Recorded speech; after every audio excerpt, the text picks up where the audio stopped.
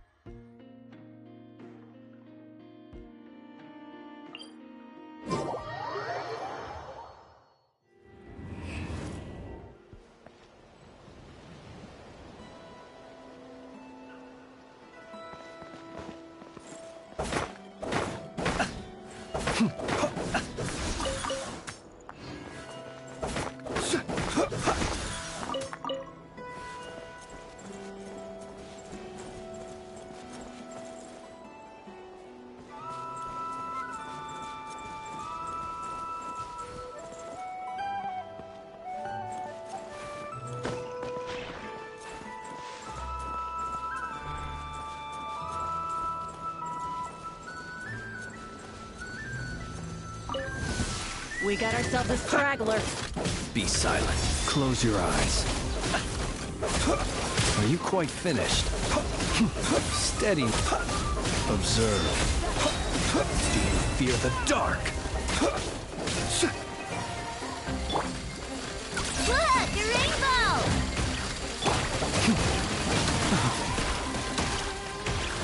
Be silent. To dust.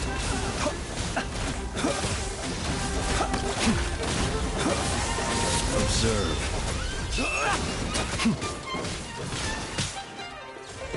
Resistance is futile. Consider yourself.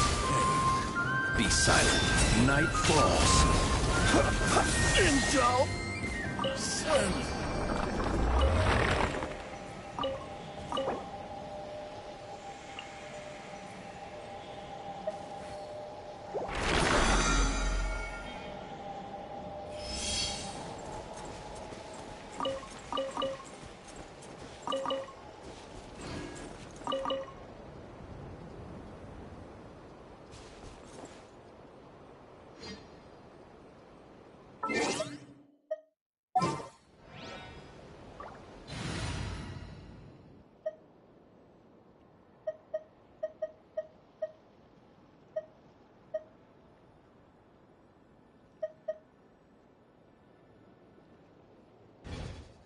Let us have a modicum of patience for the richness.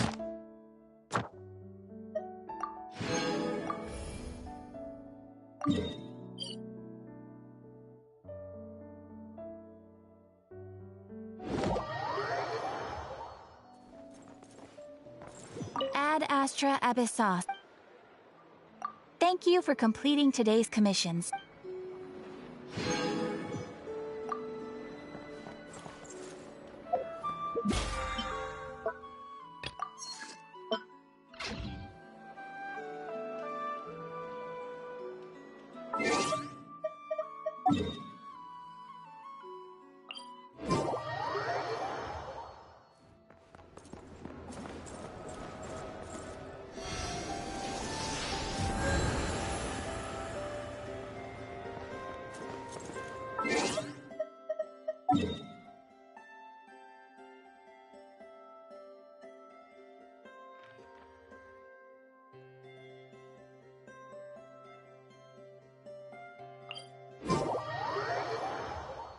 He who wishes to peer into the abyss needs simply to wander through Nod Krai on a misty night.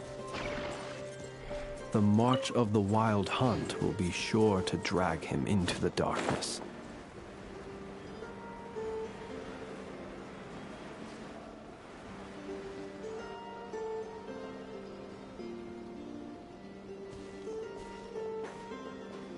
Wow, what do you know? Yehoda was right on the money.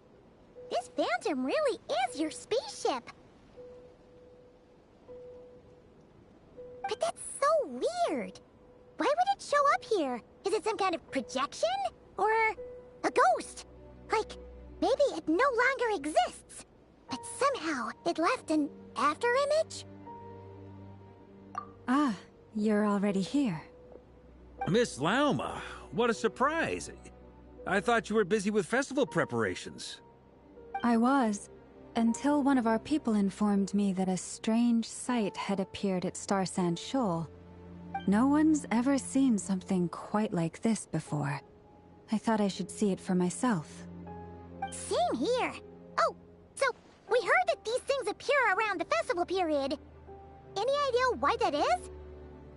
Unfortunately not. We have very limited information about them, since they can't be interacted with. And no human phantoms have ever made an appearance before now.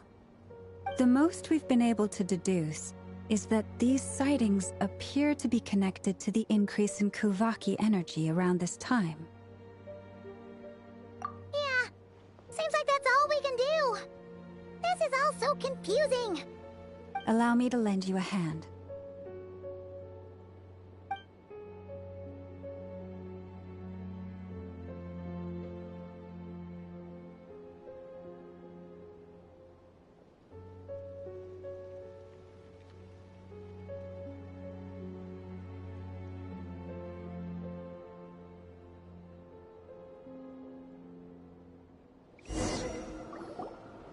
Everyone, our friend here should be able to provide us with some information. Is that a phantom Rhymehorn deer? I've heard about how the Frost Moon Scions live in harmony with the animals and can even communicate with them. That's coming in handy now, for sure. Okay. Yes, I understand. Then how about this?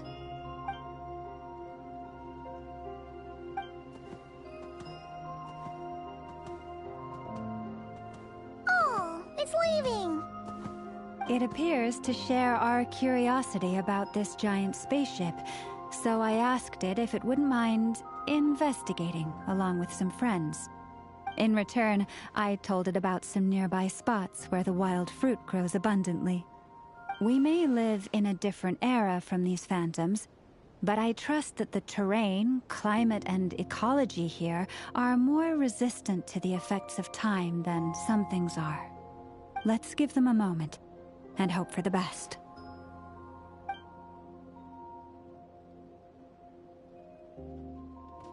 All back together? Must have been a lot of fruit. Indeed. Now let me ask them some questions.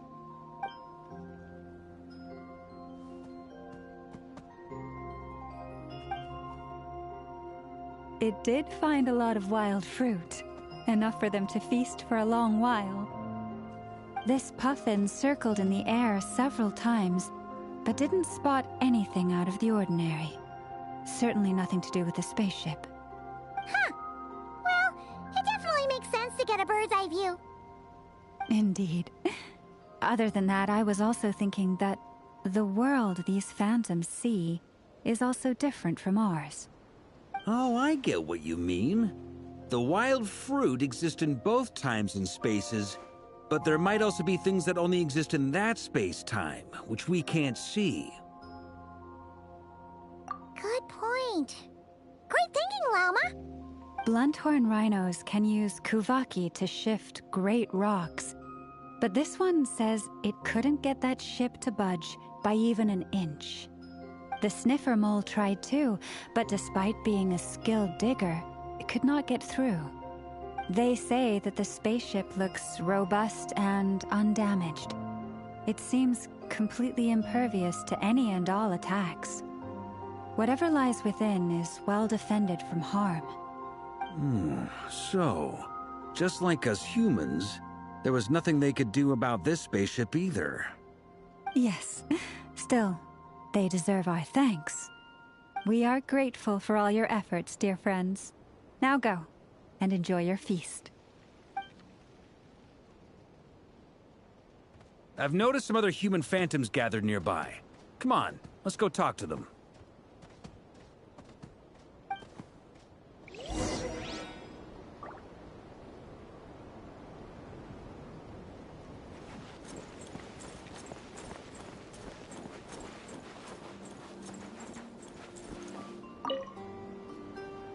What is this thing? I've never seen it move, and there's no way to get inside. Goodness knows. My grandpa says it's been sitting here at least since his grandpa was still alive. What about his grandpa? Did he say anything to your grandpa's grandpa about it? Huh? I don't know. In all likelihood, it was here back then too. Hard to imagine something this huge could move. Guess that means that as far as they're concerned, this ship's been around a long time.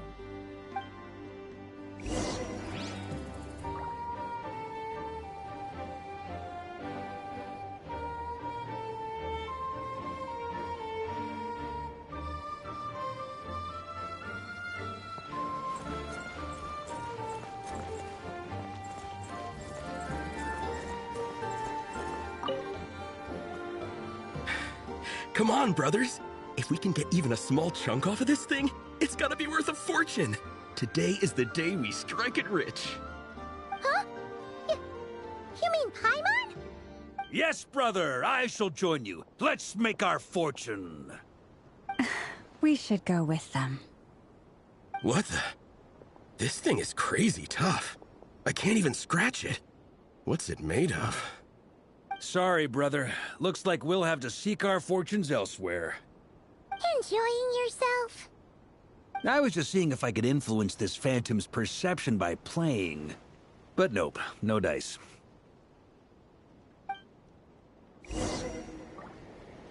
I'm sure we're all starting to build up an idea of what's going on here now that we've spoken to some of the people.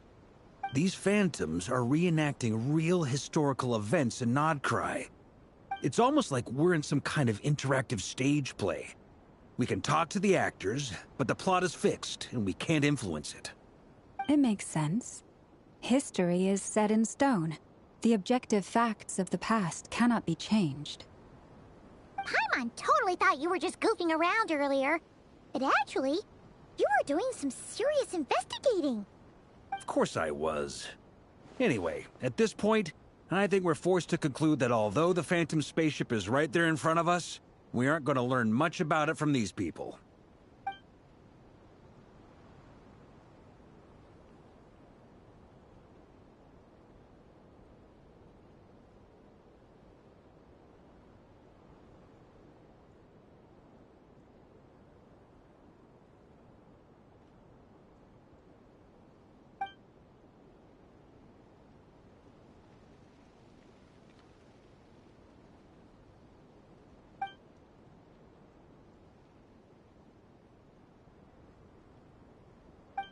Don't be discouraged.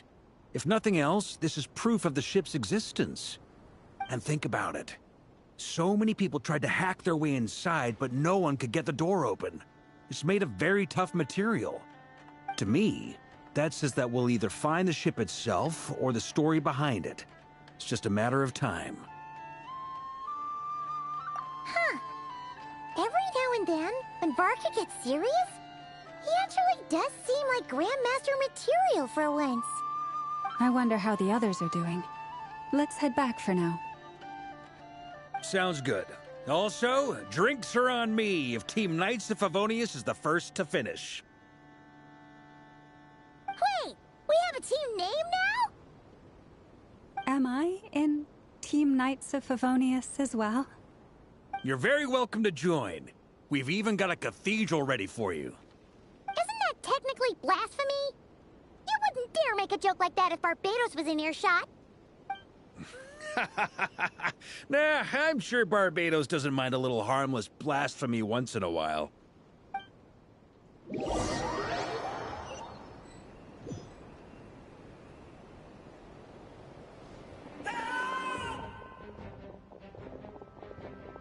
Oh, no!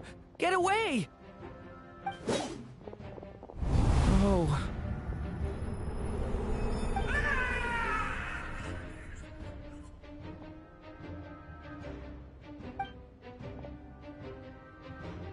I know it's hard to stomach, Mr. Duran.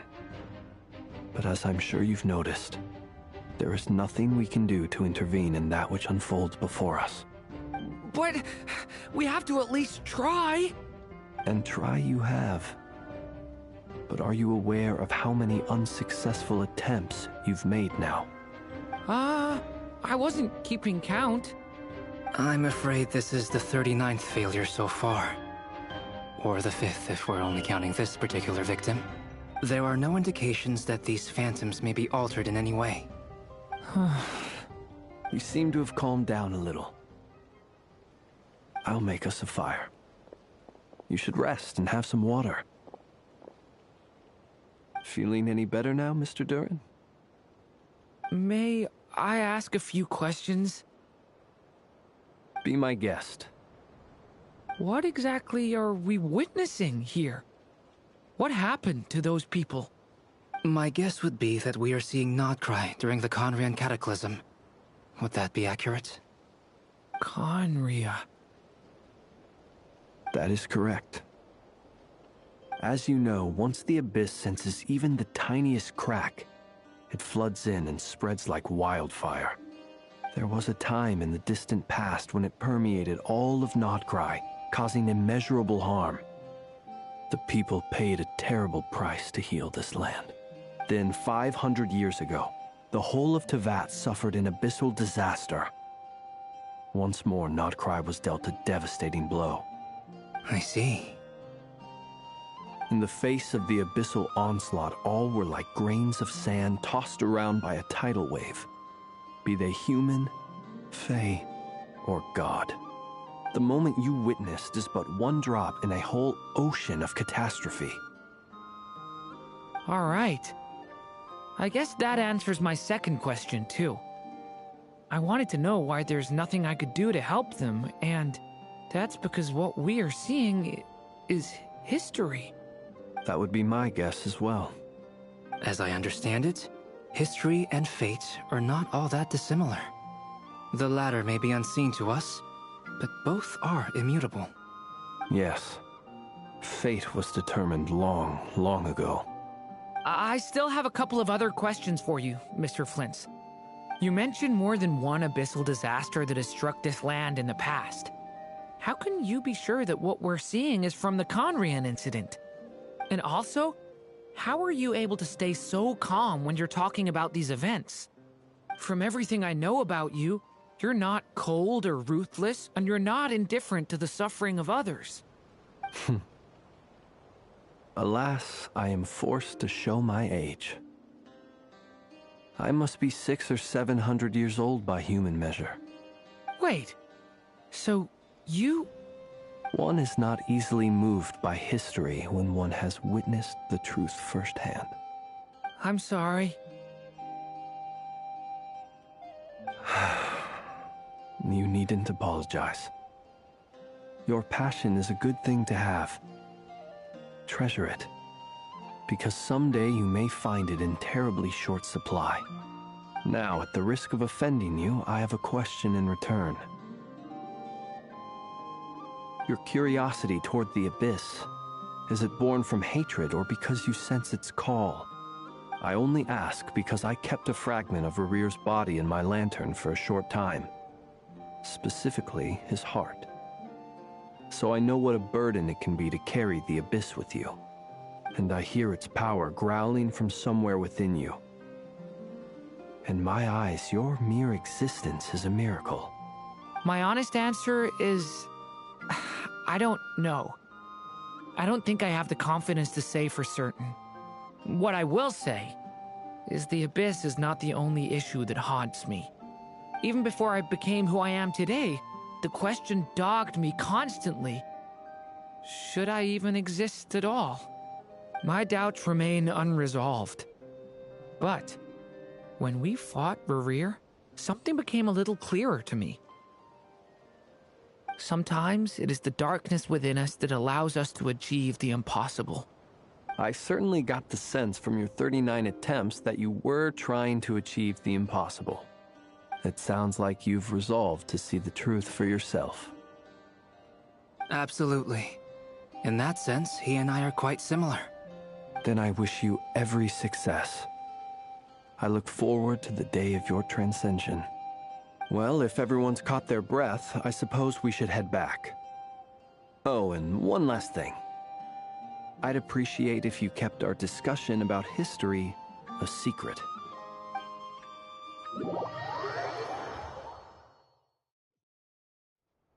Incredibly, our separate investigations led us all to the same conclusion. Hooray for consensus! Yeah, but we barely learned anything, though. I totally thought this would be the mother lode. Talking with the ancients? I mean, come on! But nope. All we got was useless snippets of conversation. And all this stuff about moons and hyperopia. What a load of baloney. Seems like people back then had a few screws loose. I understand your frustration. We found the same issue. Each phantom only showed a very brief moment in time. There isn't much value to be found in these miscellaneous fragments of a civilization's history, no matter how glorious it may have been. If there's a silver lining, it's that these phantoms are harmless to the present reality. They shouldn't get in the way of the festivities. Paimon agrees. And not just because it's the first thing she understood in this whole conversation. You look disappointed, Nefer. Is something the matter? What do you think? We all worked our tails off, but the only one to gain anything from it was you, Lady Moonjanter. Well, please do share the Hyperborean records with me. I will gladly inscribe them in our people's documents. Oh, duh! Yeah! That was it! Hyperborea! Hyperborea. I'm serious. Only an expert in the Frostmoon Scions and their history can turn these records into valuable research material. The alternative is to let them gather dust on the Curatorium's storage shelves until the pages turn yellow. Nefer, you're wise enough to know that cooperating and sharing the profits is the best course of action here. Well, that goes without saying. Sure, let's do that. Huh? But didn't you say we aren't supposed to give out intel for free? Sorry. Shutting up. Now is not a good time to push Nefer's buttons. Anyway, back to Moon Prayer Night. I'm thinking that we should prepare something a little special, aside from the usual decorations and so on. You mean a parting gift? Can't go wrong with food. Although, does food go bad on the moon? Perhaps a lantern would be a better choice. It might be dark up there. It could prove difficult to light a lantern on the moon. Magical stones might serve that purpose better. What about a clockwork mecha model from Fontaine? I've got a whole bunch at home. I use them for fighting practice in my free time. None of these sound like things she would be even remotely interested in. But we don't interact with her enough to know what she likes. Yeah. It would really save us the guesswork if someone could find out what she's into. Wait, what the? Traveler? They're all looking at you.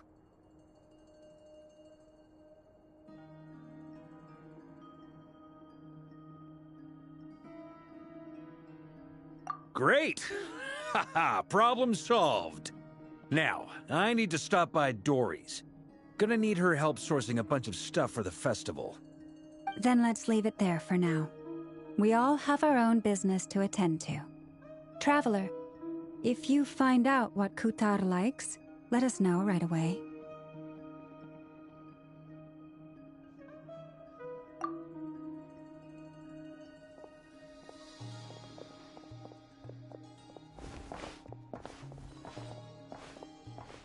Is something the matter?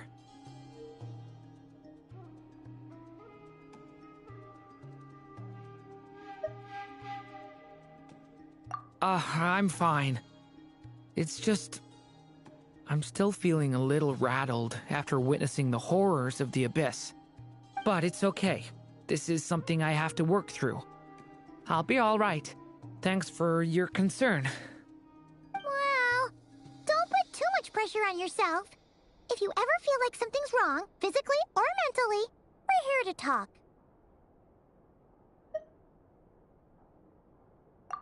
Come on. Stop treating me like a kid.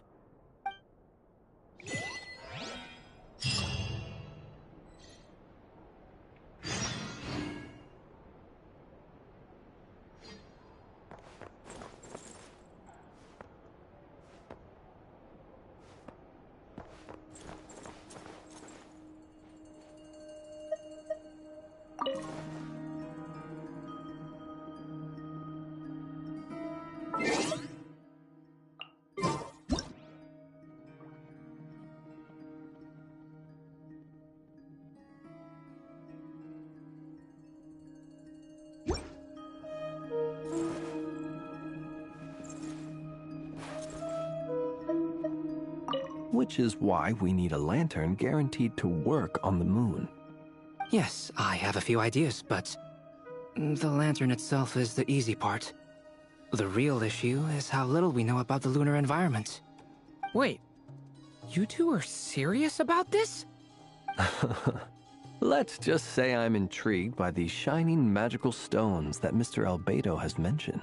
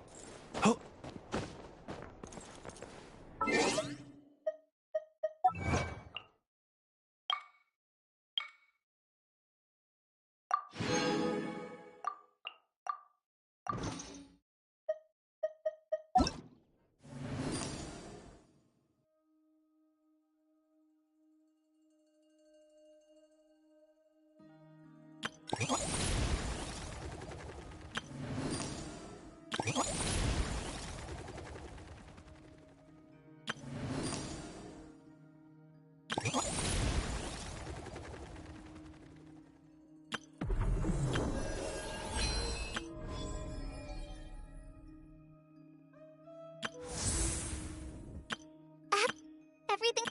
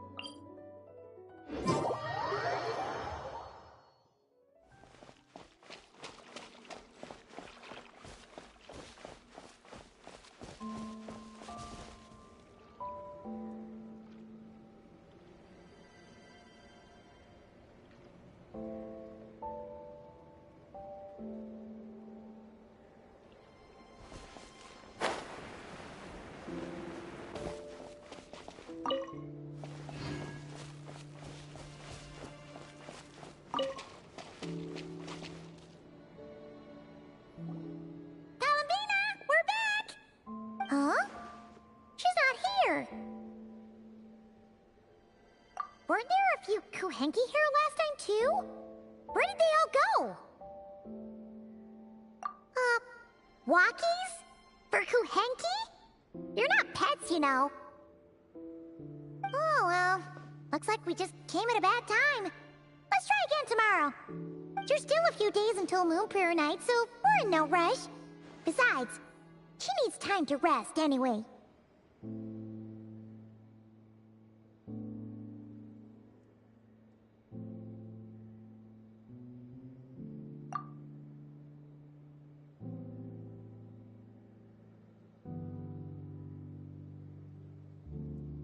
Kalamina! Are you back yet? Oh, how strange. Looks like she still isn't here.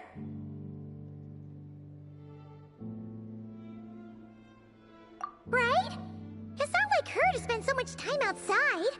Especially since she's worried about attracting unwanted attention. What about Luonatar? Luonatar, you there? Hey! Do you know where Kalambina went? Sorry, didn't understand.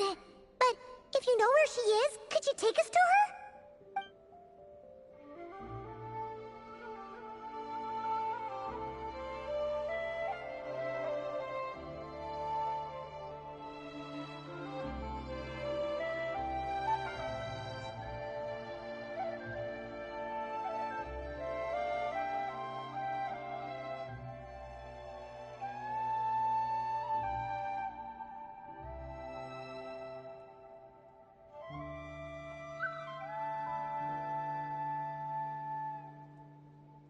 Yeah, that's even stranger.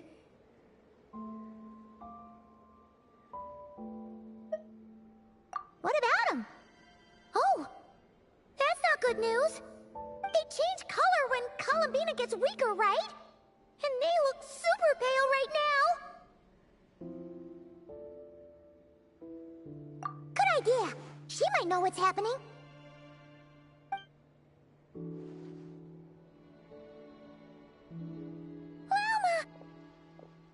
Ah, it's you. How is Kutar? Is she okay? No, she hasn't. I came here to check on her after I noticed the flowers had changed color. Based on past precedent, she must be very weak right now. Even getting up to walk would be a struggle. It seems unlikely that she wandered off outside. Not to mention that she doesn't do that at the best of times either. So yeah, this is super weird.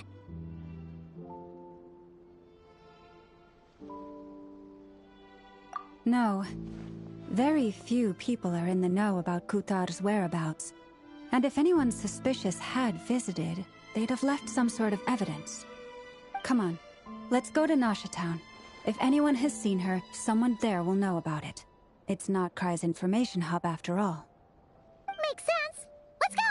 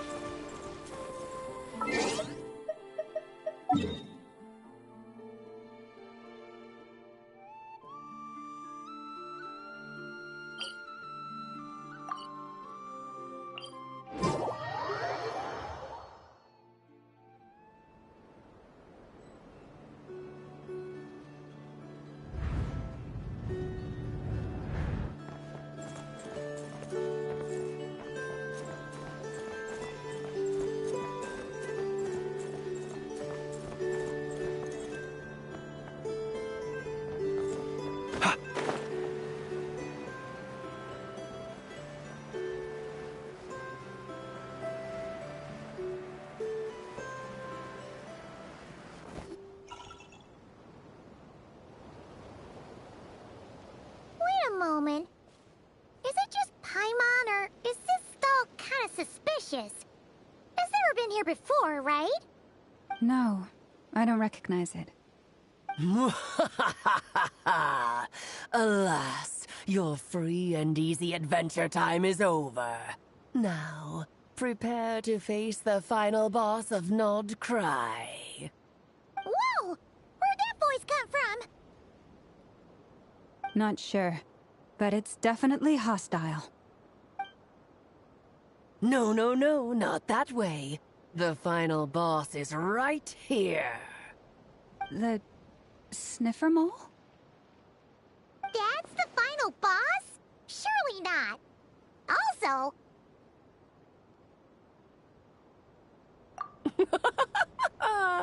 Okay, the jig is up. I'll stop teasing you. Turn around. I'm right behind you. It seems I've managed to leave quite an indelible impression, even though you've never seen my face. Ah, nothing could make a great mage more pleased with herself.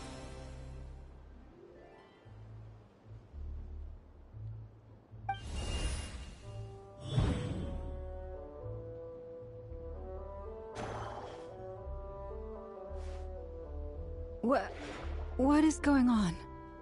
I've heard that all the big shots in Teyvat have long, wordy titles that stun people speechless when they make their entrance. Unfortunately, none of them are affiliated with the Hexen Circle, and we ourselves keep a very low profile. The notorious name-dropping doesn't quite work for us. Still, I, for one, think I'm really quite amazing. So that didn't stop me from coming up with a title anyway. Alice! It's really you this time?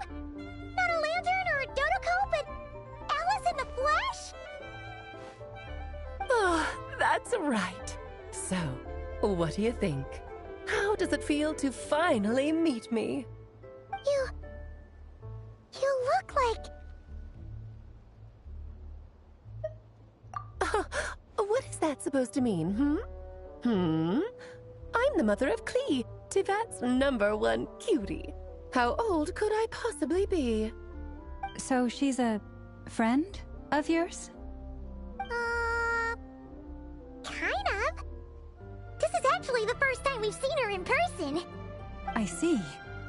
Madam Mage, that was, quite a powerful entrance. I certainly won't be forgetting it anytime soon. It's okay, Lama, don't force it. Paimon will do the honors.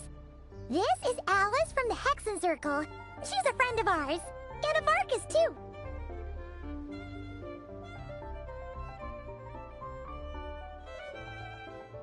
That's right. She's a good person, just kinda... unpredictable.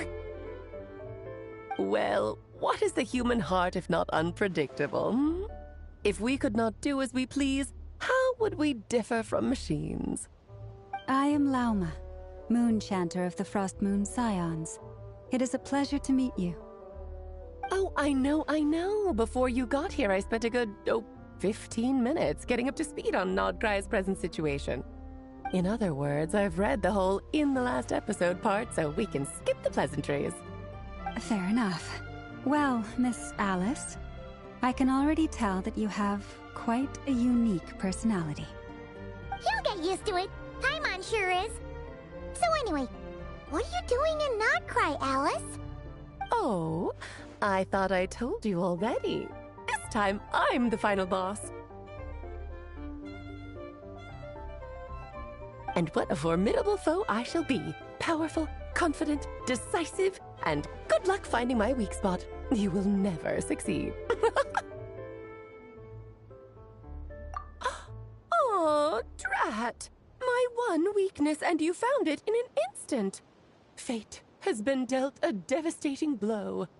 Thus falls the great Dodo King. Why are you playing along with this nonsense? For funsies, of course. What's wrong, Paimon?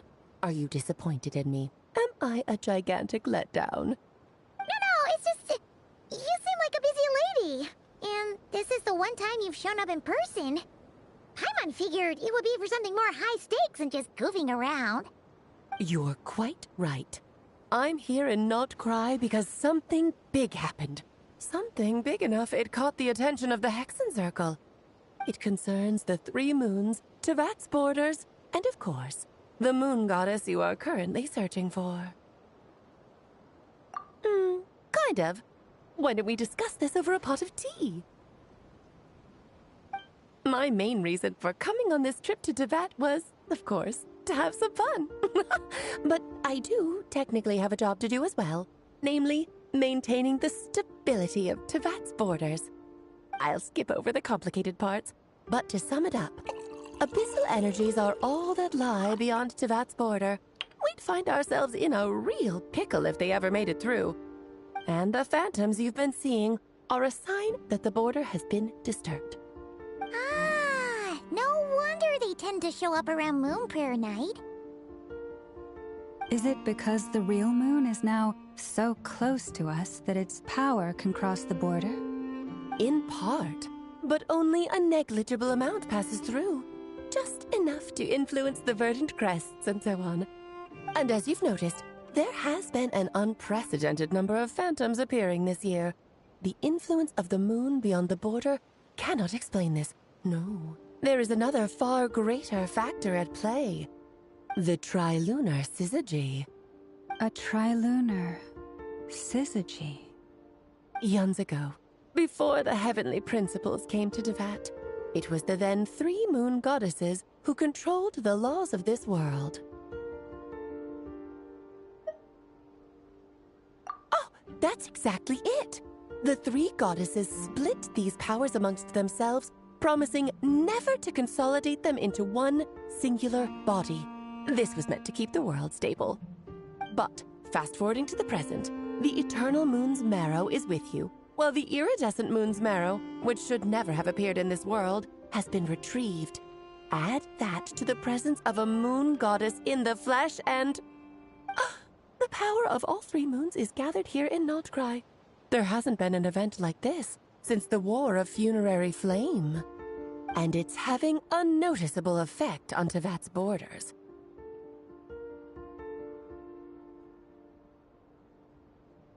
Because I wish to give my darling daughter a peaceful, sunny environment to grow up in. Is that a good enough reason? Kinda sounds like you're dodging the question, but it does make sense. Well, that's one reason anyway, and the most important one. The others are a little complicated to explain. For instance, cleaning up after dearest Miss R. Albedo could tell you more about that if you're curious, but right now, I have a more important question to ask you. Why are you collecting the moon marrows? I see. Nicole told me about that legend once. Nicole? You mean Mage Anne? Oh, so you remember. Yes, of course. That was a story about fate, her area of expertise. But back to the story of our dear moon goddess. I'm afraid her intended method of returning to the moon is unlikely to work anymore. What does that mean? She may be missing, but she hasn't gone anywhere. She has disappeared.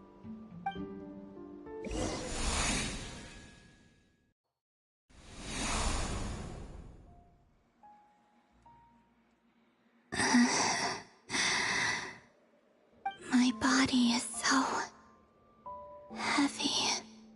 Wait, no. It's my mind that's heavy. My arms and legs are as light as a feather. What's happening to me?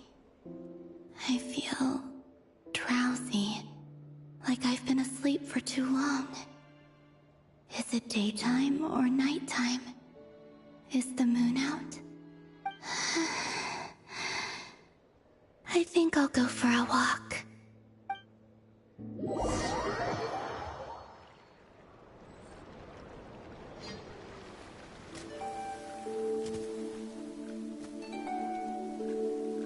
Are you out for a walk too?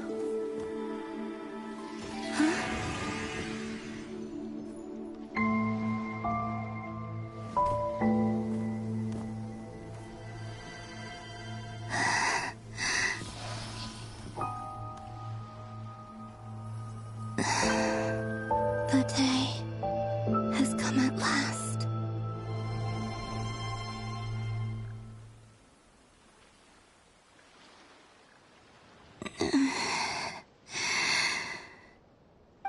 grown so weak that I can't even sustain my physical form. But Moon Prayer Night is nearly here. I was so close to returning home. Death is near. Is this how it ends for me? Will I return to the moon after I disappear? Or... I don't want it to end like this. So far, at least, I still exist. Even if not physically, I can still feel. But as my power wanes, I'm sure that too will fade. I suppose I might take one final look at this world. The world where I was born.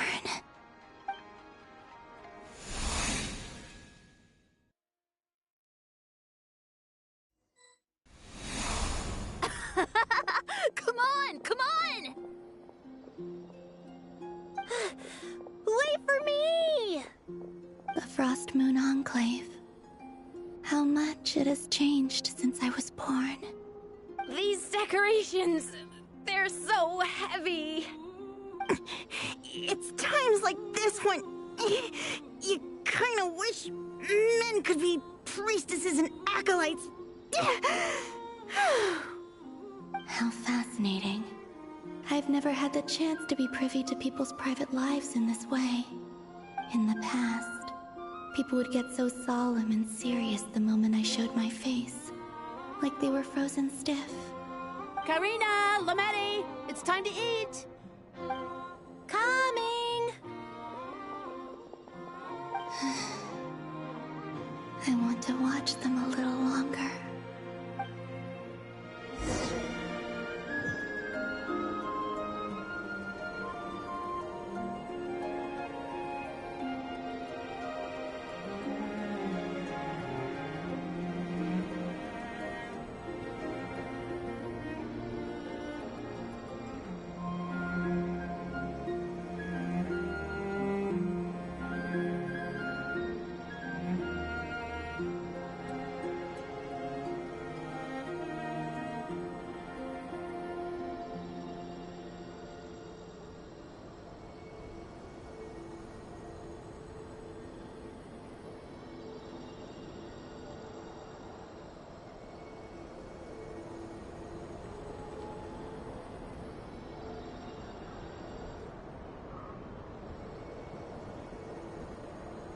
So just fill these balloons with air, right? Yep. Try a couple now to test things out. The rest can wait till Moon Prayer Night. Think fast. Rita! Teasing an acolyte of the Frost Moon Scions? Surely that's a punishable offense. Take this!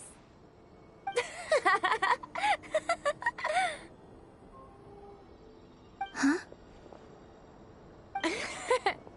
Alright, enough horsing around. Lady Lauma gave us a task. We should get back to it. The task is just to check that the balloons don't leak, right? Doesn't matter if we fill them with air or water. Yeah. Okay, you got me there. And you got me there. But still, we can't use all the balloons before the festival even starts. We won't use all of them. And as long as Lady Lauma's trusted acolyte doesn't snitch, this can stay as a little secret between friends. A couple more can't do any harm, right? Oh, you menace. Then, think fast! Is pumping a balloon full of water really so much fun?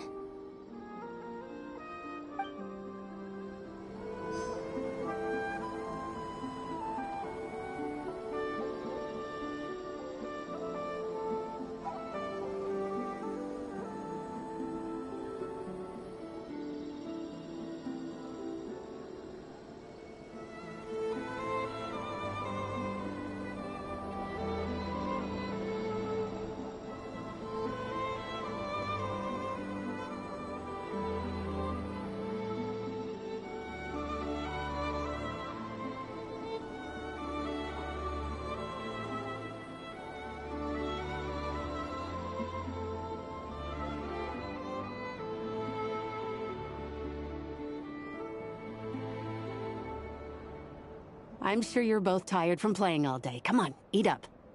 A plain, humble meal. That has always been the way of the Frost Moon Scions. Huh? How come Lamatti got a midsummer berry dessert? Oh, I always get Lockaberry. I don't mind sharing. You can have a bite of mine if I get to have a bite of yours. They're sharing food? I've never shared food with anyone before. Even at the Harbinger tea parties, everyone just ate off their own plate. And when I couldn't finish my food offerings from the Frost Moon Scions, they'd leave the leftovers out under the moonlight for the animals to claim. Hey! That was 2 bites! Oh, then you can have another bite of mine. Oh, you too. Oh, don't fret now. Here, have some of Granny's too. So this is what it means to be family.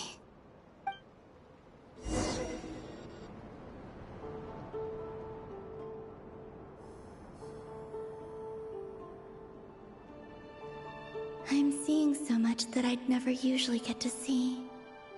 They'd never act like this when I was around. It's nice, being able to just watch people in peace in these final moments. What a rare opportunity. I think I'll go take a look around Nasha Town, too. Maybe the Traveler will be there.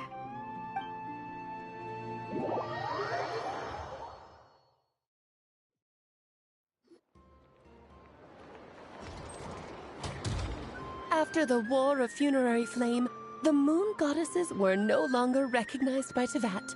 They lost the whole foundation for their existence. That's why the Moon Goddess's strength is fading. She cannot withstand the world's rejection of her.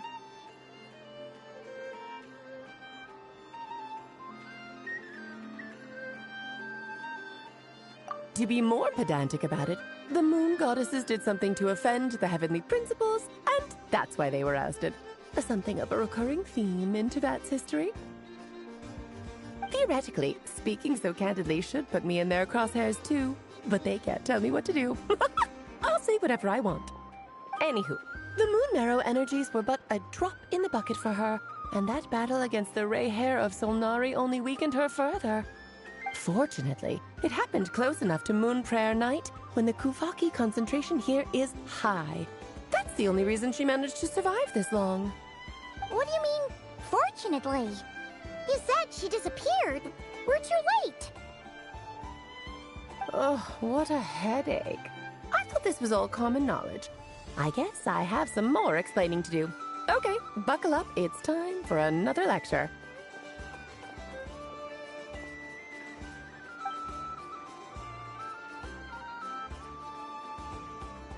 Now, I said earlier that the Moon Goddesses lost the foundation for their existence. The reason for that has to do with the natural order. Basically, the rationale for their existence in Tevat was lost. The same logic applies to the present Moon Goddess, too. Consider her existence so far. Her comrades in the Fatui called her Damselette. And she was worshipped as Kutar by the Frost Moon Scions. But these connections have now been severed, whether by her hand or yours. So, the rationale that once sustained her existence is now gone. Wait, we did that to her? Oh, well, strictly speaking, yes. But let's not start pointing fingers, shall we? I'll only end up as the big bad villain, and that's not the kind of final boss I want to be. Of course I do. I'm only the greatest mage in the whole entire world. Now, if you wish to find your Moon Goddess, there are 2 problems we need to solve. Firstly, we'll need to strengthen the connection between her and Tevat, at least enough to sustain her until Moon Prayer Night. Strengthen her connection? But does that mean I'll have to rally all the Frost Moon faithful behind this?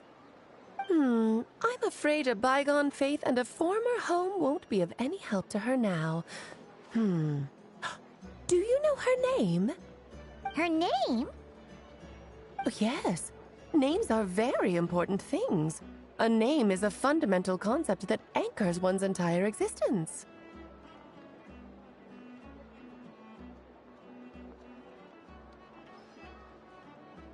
Then your first job is to find it. As a moon goddess, I'm sure she must have a name she identifies with.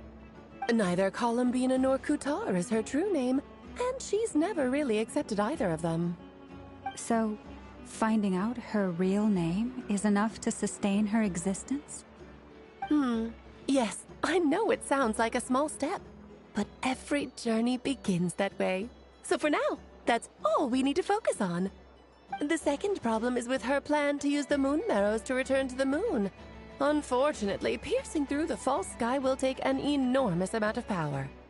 Given her current condition, she won't be able to provide anywhere near enough power, even if she recovers her physical form. But no need to fret. Nicole's the expert in this field, and I'm sure she'll figure something out. Wait, Mage N is going to help us out too? That means we've got 2 Hexacircle mages on the case. This is turning into a pretty big deal. Actually, this is more of a side quest for me. Like you said, I'm a busy lady, so I can't stay for too long. I'll have to return to Tibet's border soon. That's the upside you get for looking out for my little Klee. Hopefully that will incentivize you to carry on keeping her company in the future. Anyway, jokes aside, you'd better get moving. It will take quite a miracle for the moon goddess's consciousness to hold out till moon prayer night. Oh, I suppose I might as well tell you where Nicole is before I leave. Off you go now. Time to meet your new friend. Oh, yes, and a little suggestion. Don't forget to mind your heads. What? I wonder how Durin's doing. I should really go see him before I head back. You really are super busy. I most certainly am. There's so many children I have to keep tabs on just in Mondstadt. Durin, Albedo, Venti, Varka.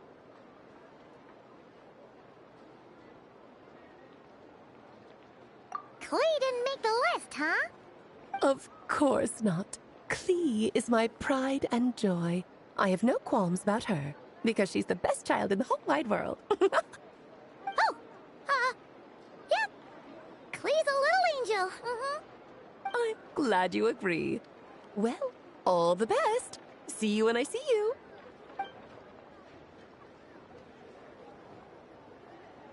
She left in a hurry. Yeah, she didn't pack up her stall. Should we handle it for her? I must say, I'm now very curious about her daughter. Klee, wasn't it? What's she like? That's a long story. Come on, we'll fill you in as we go.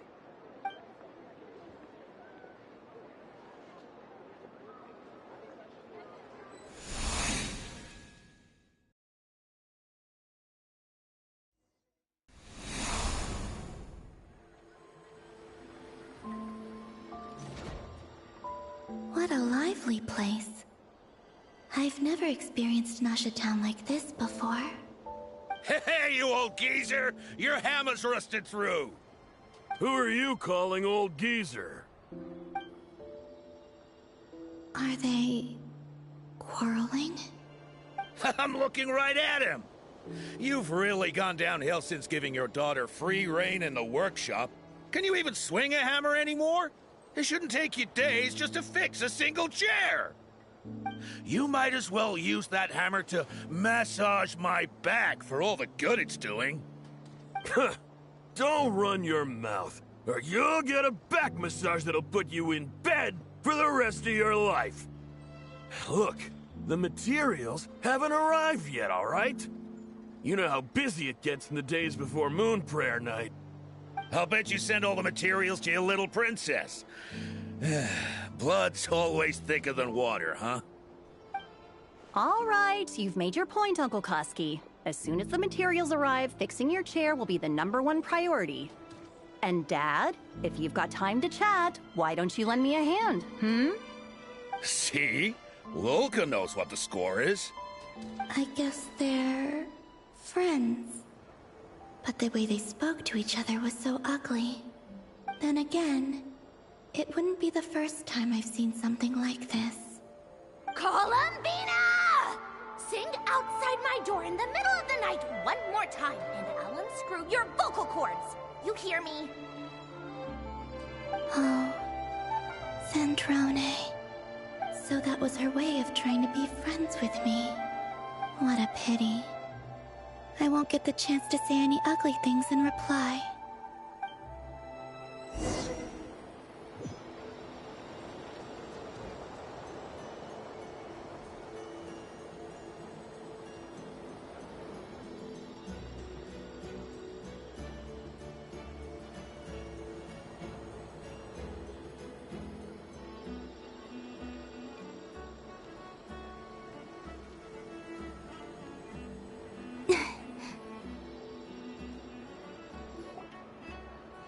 Hey, have you decided what to give her for Moon Prayer Night? I sure have. She's gonna get the surprise of her life when she's least expecting it. Then I'll whip out the ring and pop the question. The surprise of her life. What a fun turn of phrase. Cool, I get the picture. You can spare me the gushy details. Ooh, looks like we have a customer. Hello there, ma'am. Would you like some Moon Prayer Night candy? Huh? Is he talking to me? Can he see me? Here you go.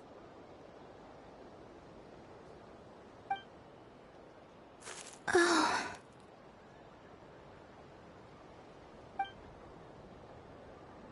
Come back anytime.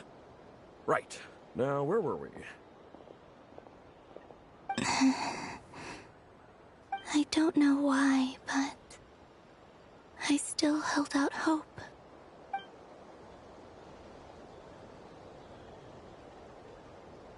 The most important thing right now is to find that mage. This name thing seems super important too, but where do we even start looking? I'd better go pay the Fatui a visit.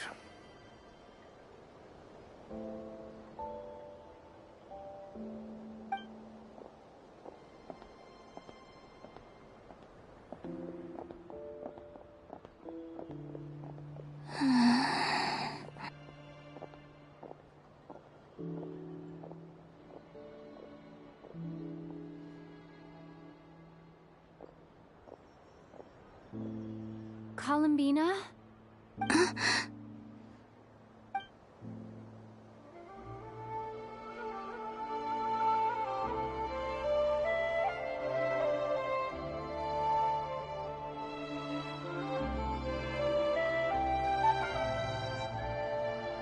Traveler? Let's go! This is no time to be spacing out!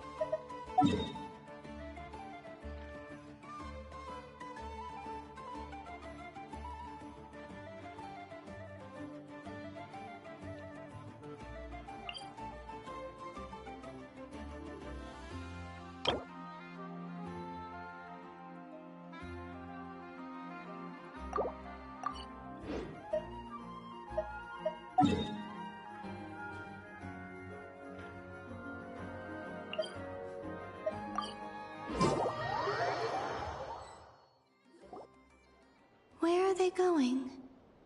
They mentioned a mage and... a name?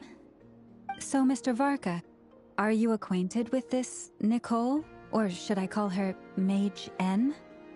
Ah, not really. We've never met, though she has come up in conversation. From what I've gathered, Alice kinda took Nicole under her wing. Taught her how to speak in a more ladylike fashion, that kind of thing. Huh. Hard to imagine Alice as an etiquette coach.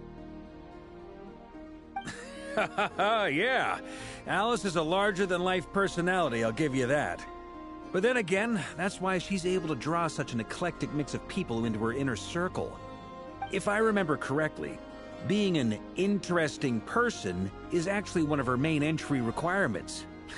So, if you ever wanted to join the Hexenzirkel, I'm sure you'd both be eligible to apply. Hey! Don't go around making promises on Alice's behalf! I wouldn't dare. I'm just trying to paint a picture of the Hexenzirkel for you. Okay, sure. Anyway, since none of us have ever met Nicole, how are we supposed to find her? We can't just go up to every woman in sight and ask, "Hey, are you Nicole?" Maybe something she's wearing will give it away? Like, a windbloom pinned to her chest or something. Wait a minute. Alice never said Nicole was from Mondstadt. Oh, true.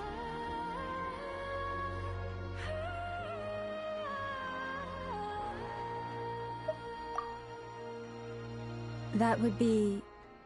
this young lady, then?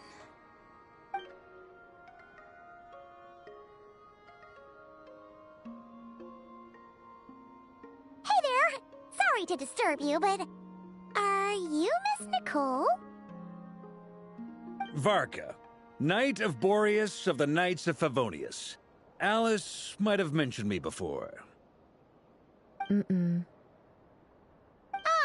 Have we got the wrong person? Sorry.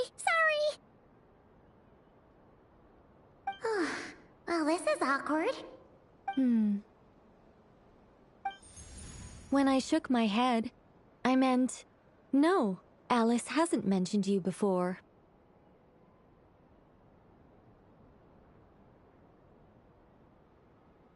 Huh? Where is this voice coming from? My apologies. For certain reasons, I am unable to speak. This is the only way I can communicate with you.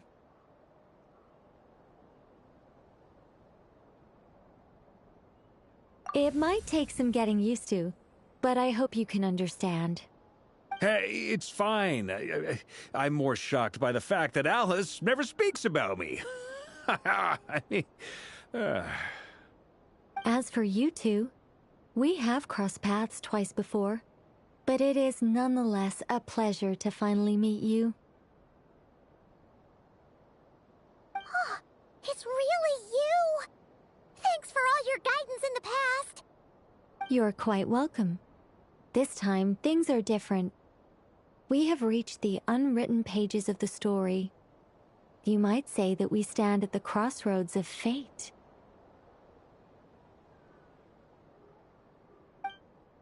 Now then, allow me to formally introduce myself. My name is... No, stop! Alice! I can't believe it! I had a whole speech prepared. I'd agonized over every single word. She always picks the worst moments to ruin other people's plans. I'm so sorry about that. Alice took the liberty of devising some bespoke self-introduction magic for each member of the Hexenzirkel. But I could have sworn I deleted all of the triggering conditions for it. How did it bypass everything? Oh gosh, this is so embarrassing. This is a very different side of Nicole than what we're used to. Is she not used to face-to-face interactions? Don't worry about it. We've seen that introduction magic once already, so it wasn't too much of a shock. Please go on, Miss Nicole. We'd love to hear what you have to say, or... well, communicate. Huh? Are they talking to this lady? But... Will you all promise to forget that horrendously embarrassing introduction?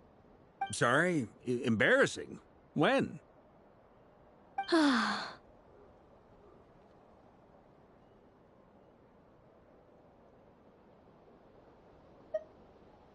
Yes. My name is Nicole, and I am one of a very few angels who have retained both their preferred form and their power. The Traveler and Paimon should be no strangers to this concept. There is another of our kind in Natlan. They call her the Lord of the Night. Alright! Paimon remembers her! Yes. Well, I have retained more of my power than she. It's because I don't have a long-term duty to fulfill. To be more specific, no. We'll be here all day if I get into the specifics. Moving on. If I'm not mistaken, you are here because you wish to learn how one might reach the moon beyond the sky. That's right. Is that something you can give us any guidance on? Yes, I do know a way. It began with the Hyperboreans, who lived after the War of Funerary Flame. Blank looks. Maybe I should start with the background of the war. Or maybe not. It shouldn't be an issue. I'll fill in the gaps for you when we have more time. Anyway, after that war ended, the three moons retreated to beyond the false sky. The Hyperboreans were humans I once aided. They accepted the civilization and creations bestowed upon them by the angels. But despite accepting many blessings of the angels, many among them still held on to their faith in the moons. They were reluctant to accept the new order, even after the War of Funerary Flame. They sought to contact the moon goddesses beyond the sky and receive their guidance. But all three had passed away by that point.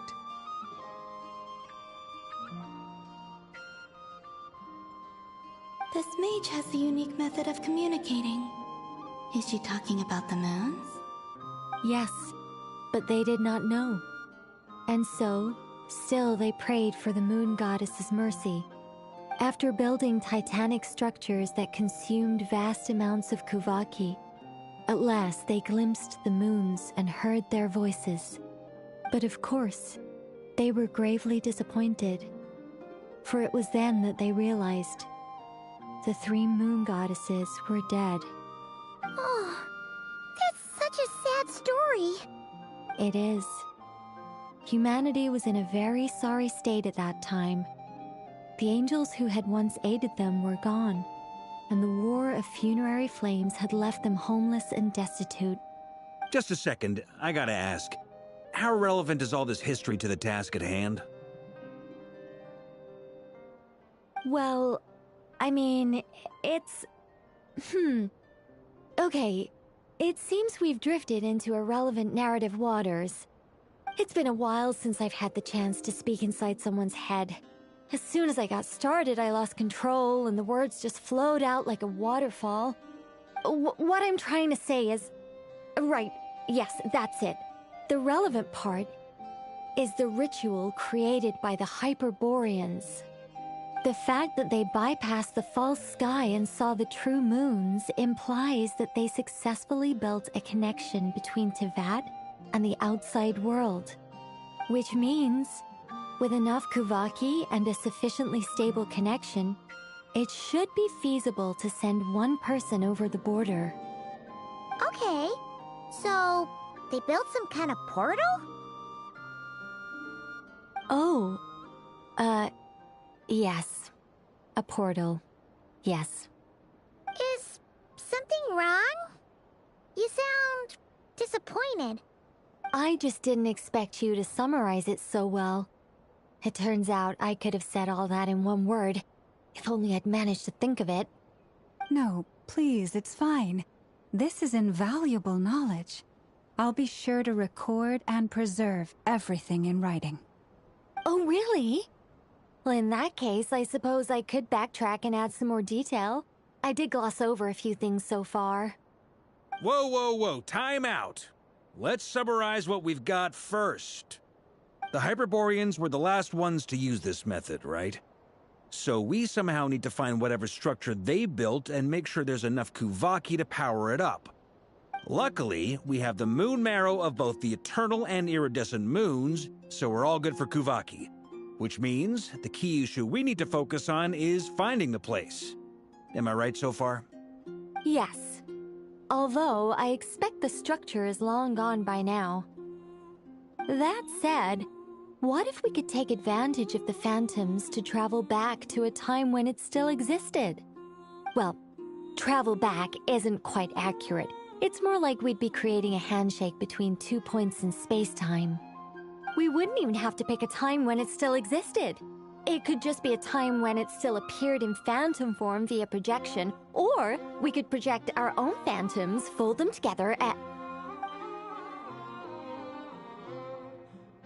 You look lost. Was that too hard to follow? Yeah, things got a little, technical there. Paimon's brain is reaching capacity. All right. Let me think about how to put this more simply. Okay, got it.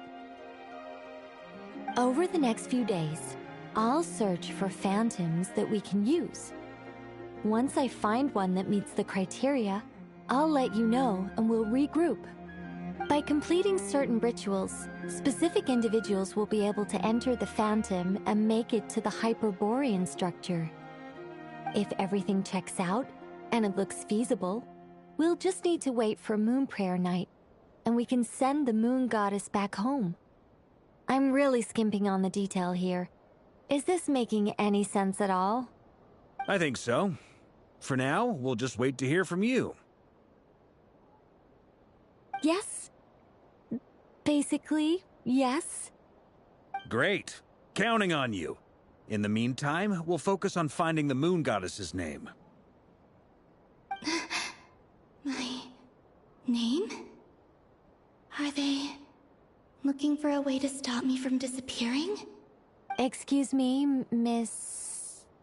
Go on, Miss Nicole. This conversation was a little all over the place. I didn't catch your name. I am Lauma, of the Frost Moon Scions. Ah, I did wonder. I noticed that you listened very intently when I spoke about Hyperborea and the moon's history. If you'd be interested, I'd love to visit you this evening and go through it again in greater detail. Also, if you were serious about making a record, it would be too risky to simply write down the raw details as is. I would suggest some tweaks. Maybe rewrite the stories as fairy tales or fables, perhaps even prayers. Anyway, we can cross that bridge when we come to it. So, see you later then? Oh, and no need to prepare anything. Just a cup of tea will do. See ya!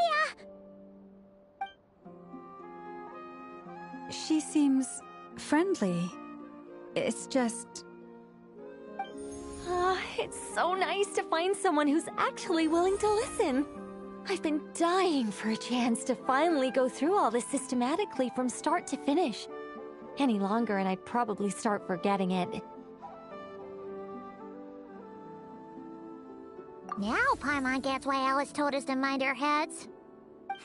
Ha ha ha ha, what did I tell you? A lot of quirky people in Alice's orbit. Now then, the next order of business is, where do we start looking for the Moon Goddess's name? Maybe the rest of what Nicole has to say might give us some clues. Once I've heard her out, I'll summarize the salient points and share them with you all. I'm also inclined to review our other documents. Yes, our faith was first established by our Hyperborean ancestors, but many of the more factually accurate records are from after Kutar's birth. Sounds like we're gonna follow Columbina's journey through Teyvat, huh? In that case, we'll start by heading to the Frost Moon Enclave. Sounds like a plan. Take this with you. I'll see about getting in touch with the Fatui. It'll probably just be Arlecchino and Sandroni again. They're the only ones who would want to help. Thank you, Mr. Varka. Don't mention it. Honestly, I'm more comfortable dealing with the Fatui than prying into the details of a young lady's childhood. Catch you later. I should follow them. just in case there's some way that I can help.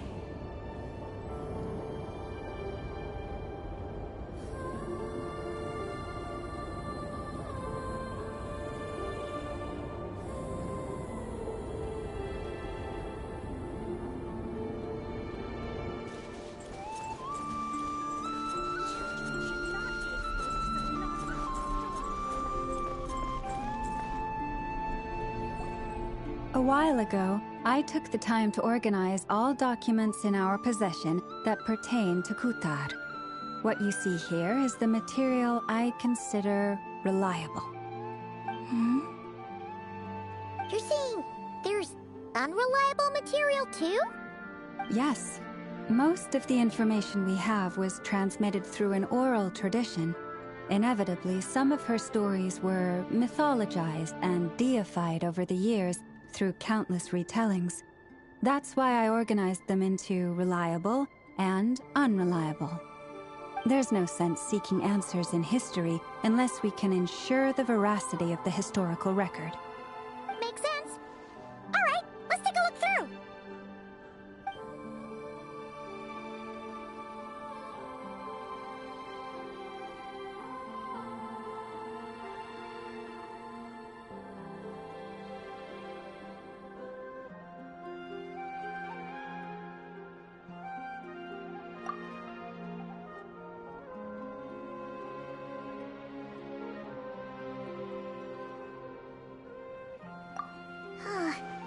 Almost all these records refer to Kutar instead of Columbina. Although neither of those is her real name. Paimon's not sure what point she's trying to make. What we can gather from these records is that the Frost Moon Scions worshipped her as a god, placing impossible expectations upon her. I cannot fault them for their earnest faith, but for all their devotion, worshipping her day in, day out changed nothing. I imagine that none of it resonated with Columbina.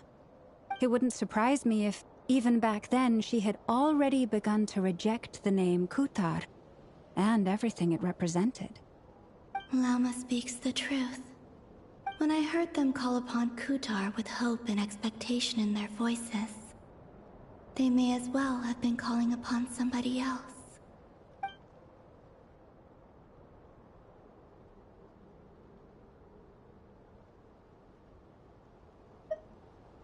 Well, that's a bit complicated. I looked at the level of detail, perceived authenticity, prose style, and how realistic their portrayal of Kutar seemed to be. Amongst the Frostmoon Scions of today, only I know of her existence, and I alone have spoken to her face to face. As such, I know that there are certain things she simply would never do. That being said, I have sensed some changes in her lately. Changes? Me? Seems like this is getting us nowhere.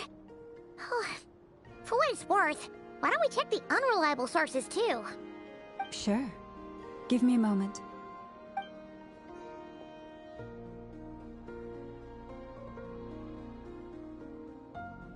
Exerting but a fraction of her divine might, Kutar sheared a great mass from the snow-capped mountain and cast it into the sea, upon whose surface shone the mirror image of the moon. Thus was formed the island of Hisi. Yeah, right. That doesn't even begin to pass the sniff test. The 3 moons are naught but lies through and through. Only one moon has ever shone for us, and Kutar is her name.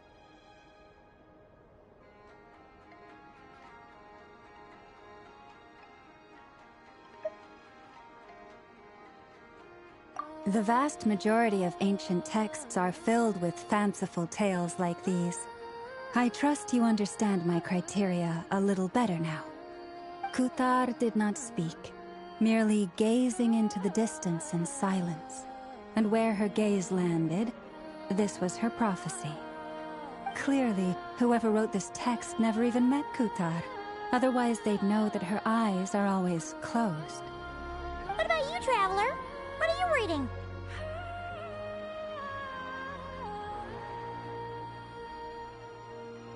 Come on, let Paimon see. The child wished to build a wooden nest with which to shield a fledgling bird from the cold. But being so young and lacking in strength, the child could not snap the branches from the trees. Kuthar was passing by.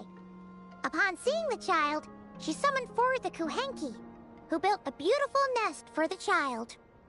I remember that. Not knowing the meaning of Kuthar's divine intervention, the child dared not to respond, and thus ran home to call their parents. But Kuthar was gone. The Moon-Chanter declared the event a miracle and took the nest as a relic, placing it on high for all to see.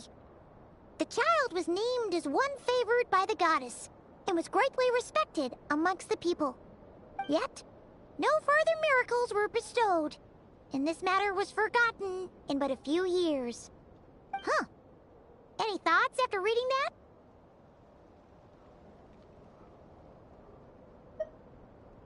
Yeah. Columbina probably just wanted to join the kid in making nests. Ah. I'd originally considered this a fabrication, because Kuthar did not perform any similar actions in subsequent records. But now that I think about it, it does seem like something Columbina would do. It's just that... She didn't know how other people would interpret her actions. She was probably worried about making things difficult for people. So, she gradually stopped joining in. Yes. Oh, that's so sad.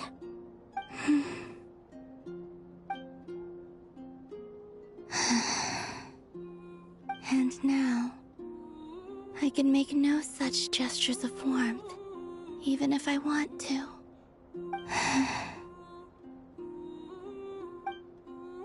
Still no name.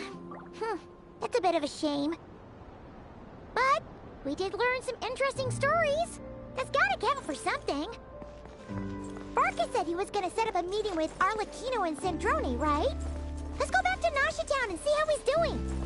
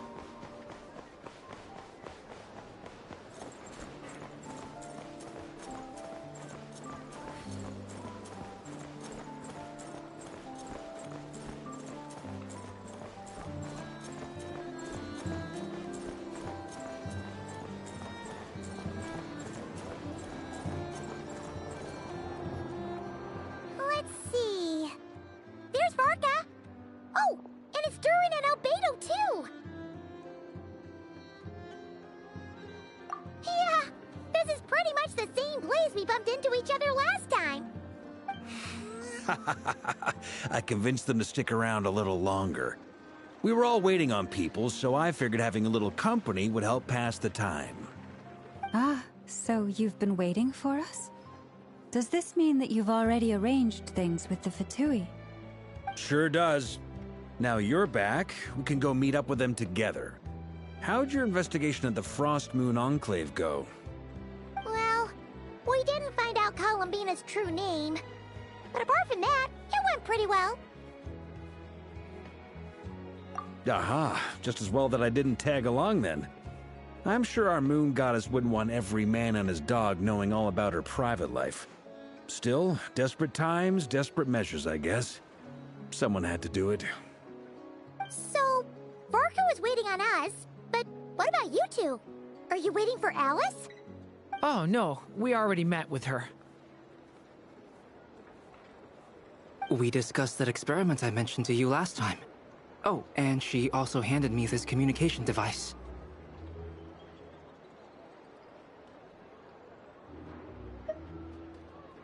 That's right. I understand she informed you about the relationship between the phantom phenomena and Tevat's borders, yes? She wants me to help her with some more experiments on that front. She said that she'll contact me through this device with more information. Ah, I see. Following instructions and making observations. Pretty common research method.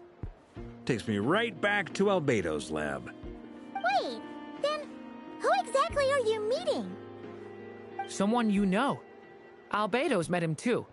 But I don't think Miss Lauma or the Grand Master have been introduced. Introductions are overrated, especially in cases like this. It's you!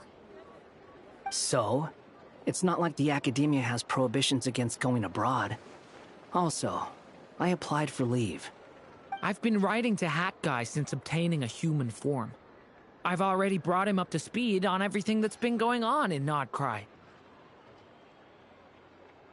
Hat Guy? Turns out, I actually have heard that name before. Oh? Then why did you react the same way I did? I only knew the name, not the fella. But since we're all here, let's do some introductions for what it's worth. I'm Varka, Grand Master of the Knights of Favonius. Lauma, Moon Chanter of the Frost Moon Scions. And I'm a Driosh from the Vahumana Darshan of the Sumeru Academia. Hat Guy. Good to see you again, Mr. Guy. I believe we last saw each other on the boat ride here.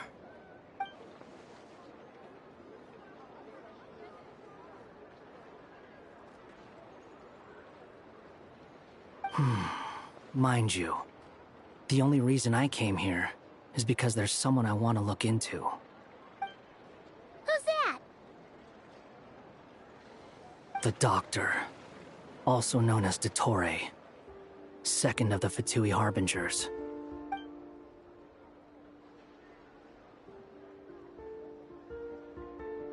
From the tone of your voice, it sounds like there's bad blood between you.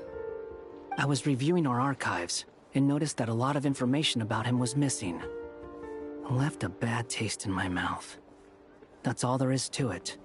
Dottore, or Zondik, as he was then known, once studied at the Academia, but he got kicked out before he could graduate. So the Harbinger's #2 man is a college dropout? How embarrassing for them. Last we heard, he was planning something. We actually heard that a few times before even coming to Nod Krai, but we haven't seen a trace of him since we got here.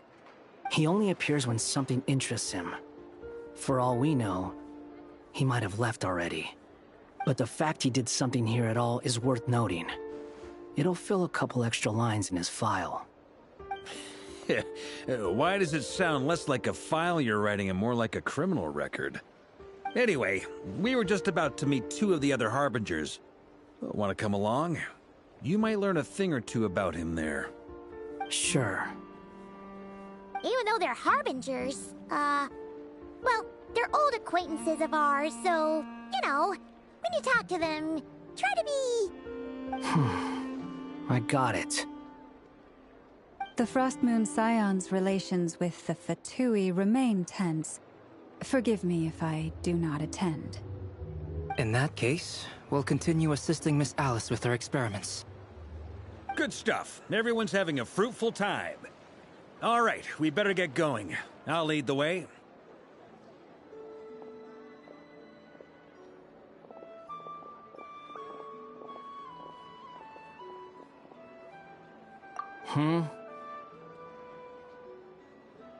Well, yeah. That's obviously part of it. But I'm not the only one who has a score to settle with him. Neither you, nor Lesser Lord Kusanali, nor I want to see him meddling with things again.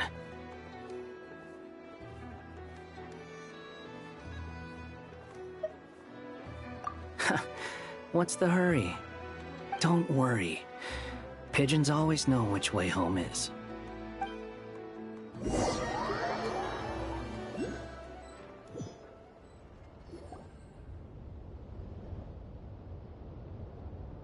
You made it.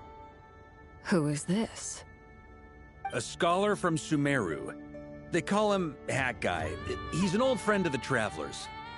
Wait, this is the academia representative you wrote about? He doesn't exactly look the part. I believe this will prove my identity. You'll notice it bears the seal of the Sanctuary of Surasthana. Well, what do you know? So it does. All right then. My mistake. It's fine. I expected as much. What? So as I mentioned in my letter, the Academia's got its eyes on Dottore. But this matter remains top secret. Apart from those assisting in the investigation, the fewer people who know, the better. If anyone asks, I'm here in Nod Krai to pursue my personal academic interests. Gotta say, Varka, you did pretty well to keep all this under wraps for so long. Sounds like you got in touch with the academia about this way back. you flatter me.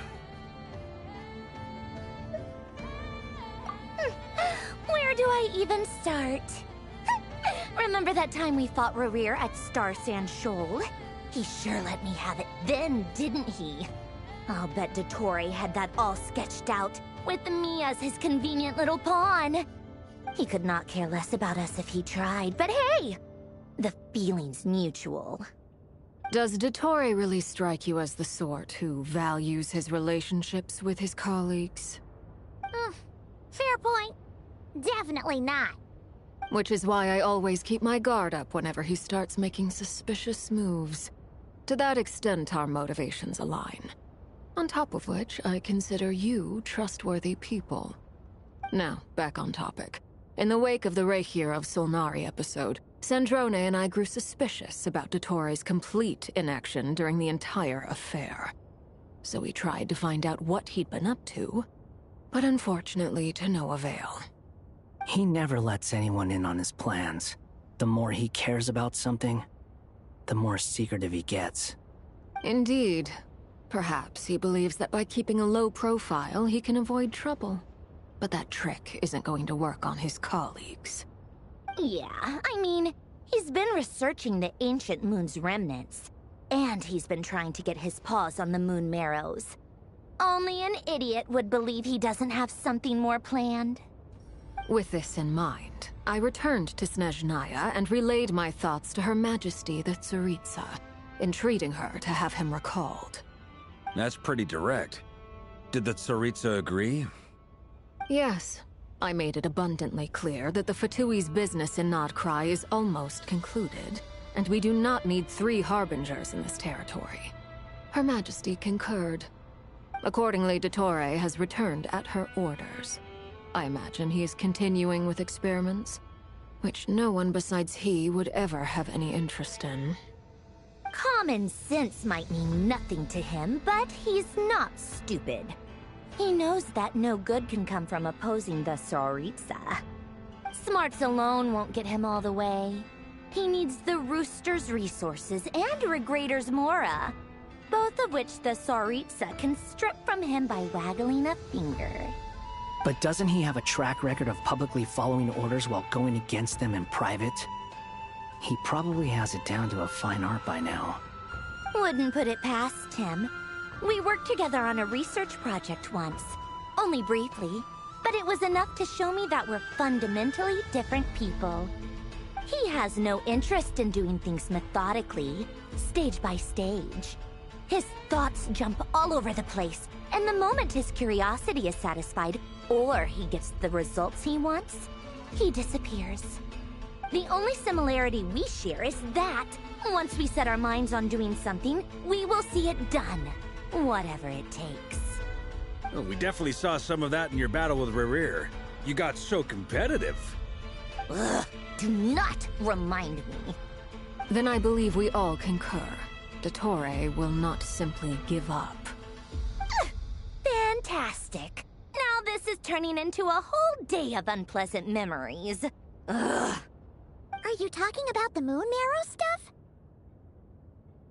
He also strikes me as the kind of person to disregard experimental regulations, ruin all the equipment, and go way over budget. Then leave the first person he can find to deal with the fallout. Exactly. This one time, he was running some high-temperature experiment and the substance exploded. But does he care? No. He orders his subordinates to open the device so he can observe the results, which causes the gas inside to leak out. That gas was poisonous. If I hadn't been there, who knows how many people might have died. And after all that, he left. While I was still cleaning up after his mess. What a waste of time, he said. Waste of time? The nerve! He wasted my time! You've been bottling that up for a while, huh? Hat guy, I must say, you seem awfully familiar with internal Fatui affairs. Especially when it comes to Dottore. Thank you, Lady Harbingers, for providing such valuable information. I have no other questions for now, so I'll be on my way. Wait, what? You're just gonna leave? You're welcome to join if you want. Ugh. Just when Paimon thought he'd finally mellowed out. He makes quite the impression. I'll say. I've met tons of headstrong people, but not many of them would join me in bad-mouthing Dottore. Anyway, back to the main agenda. Barca, you said that Columbina has gone missing? Or rather, disappeared. Yeah. We're working on building a connection between her and this world. The simplest method is to find out her real name. I've actually asked her that question before, but she said she didn't know. Considering our relationship, I doubt she was lying to me.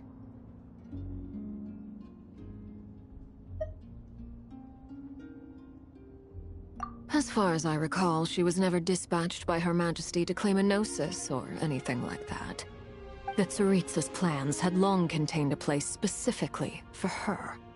I always thought that was weird.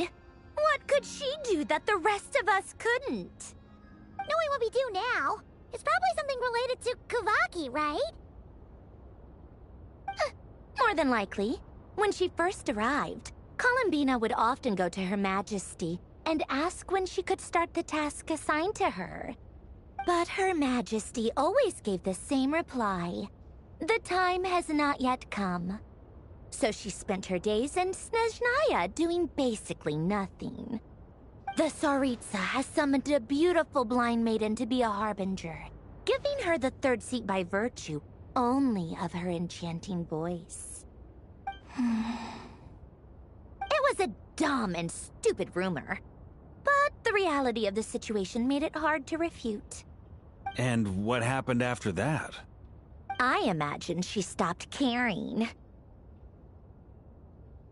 She no longer seemed to care why she had been recruited, and Her Majesty never gave her any missions, so she just continued to sing in the flower garden.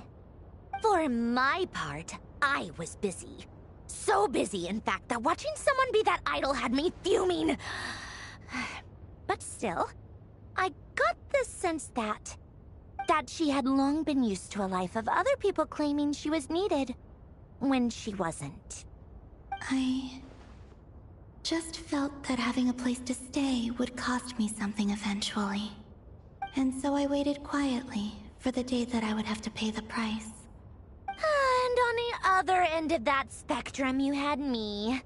Someone once told me that I had the lousiest work and the toughest luck. That's a good way of putting it. I forget who said it, but those words have always stuck with me.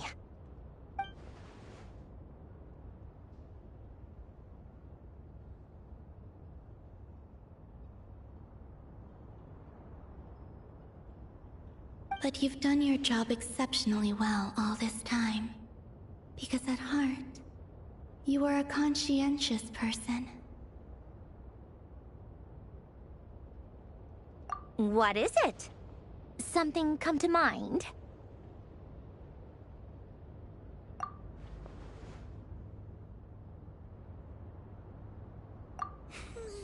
That makes sense.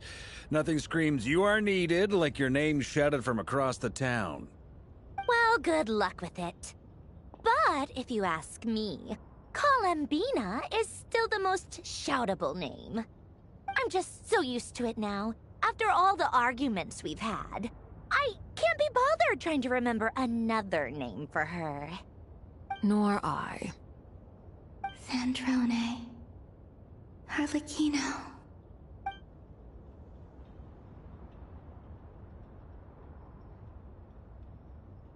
Huh! It's a Sealy! Does that mean Nicole has news for us? Ladies, I thank you for your hospitality. If the chance ever comes up, I definitely owe you both a drink sometime. I'm sure it will. You can make your own way out. Heck, you've been here enough times, you probably know your way around better than I do. Okay, time to do what adventurers do best. Follow that Sealy!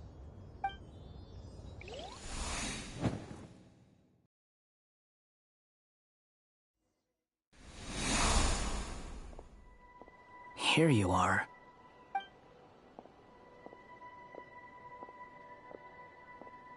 Oh, hat guy. How come you're back so soon?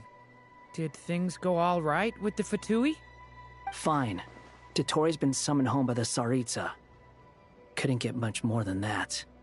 How about you? Any progress with the investigation? Unfortunately not. We've tried everything. Different phantoms, different locations, different points in history. But the results are the same each time. Abyssal monsters roaming the land. People crying out in despair, with no hope of being rescued. Every time I see it, I can't help but think, is this what it was like in Mondstadt when Dragonspine Durin attacked? And if I fail in the task I've been given, will I create yet another tragedy? That's just meaningless speculation. When we encountered similar phenomena previously, I tried to interfere with those illusions, using sounds and lights to guide them. However, we could not change their fates. At most, we were able to extend their existences. The events of the past are like fate that has been written into Irminsul. There isn't a living thing in Teyvat that can escape its past. But Miss Alice instructed us to try to find ways to change the outcome that these phantoms face. It's an impossible task. Can't you just refuse? Since she asked us to do this, I feel like it can't truly be impossible.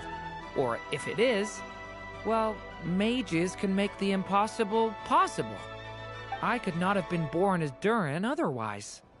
But you also said that your past 39 attempts were fruitless. That's true. But you're still going. Yes. After this many futile attempts, surely you realize that you're not doing this because you still believe what some mage told you. It's because you want her hypothesis to come true. It's something you wish for deep inside. So, think for yourself about what you want to do. As long as you don't believe it's futile, it isn't. Yeah,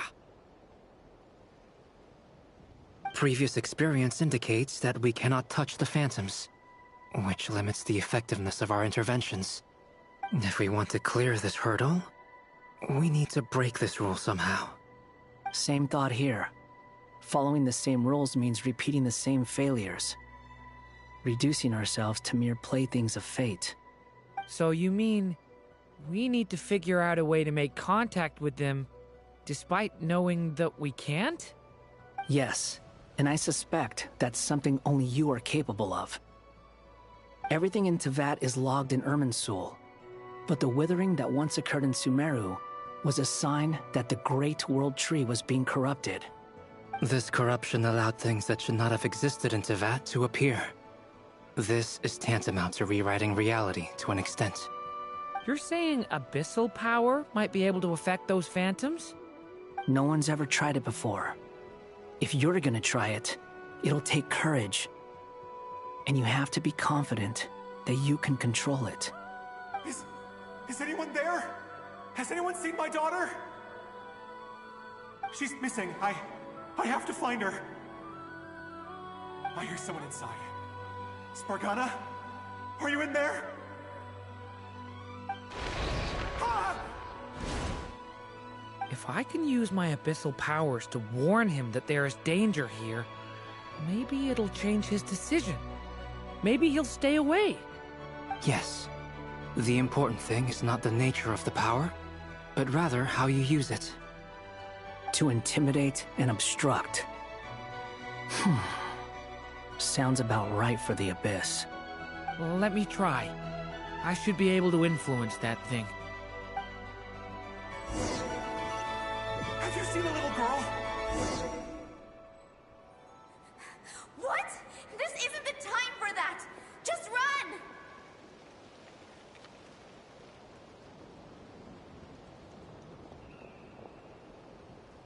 I hear someone inside. Spargana? Are you in there?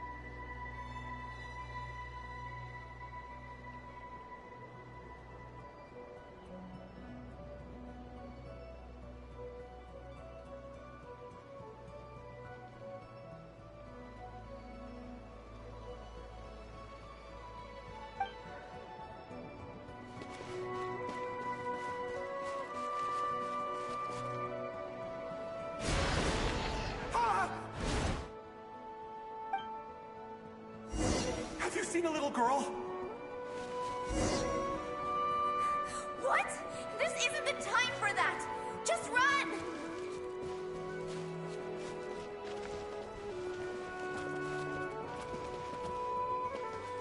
I hear someone inside. Spargana? Are you in there?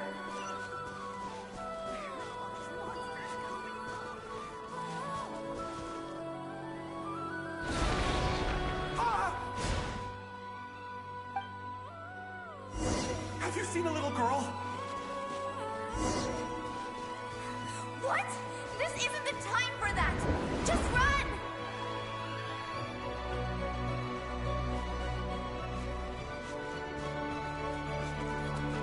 I hear someone inside.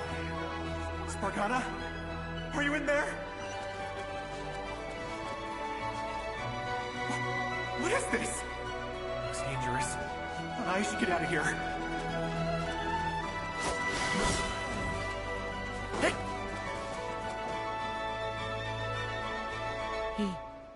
He really left. Ha! We did it! Don't celebrate too soon. Follow him. See what he does next. Monsters approaching from the front. You need to stop them. and create an opportunity for him to hide.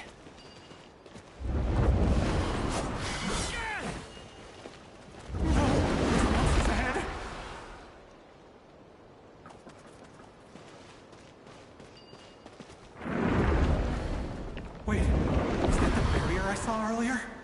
Why is it appearing now? It's as if someone's controlling it.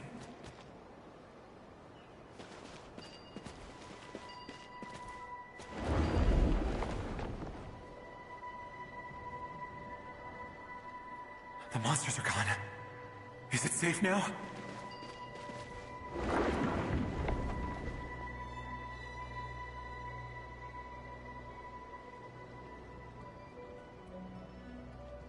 The barrier's gone too. How odd. Anyway, I guess I'll keep going. Quickly, let's keep up.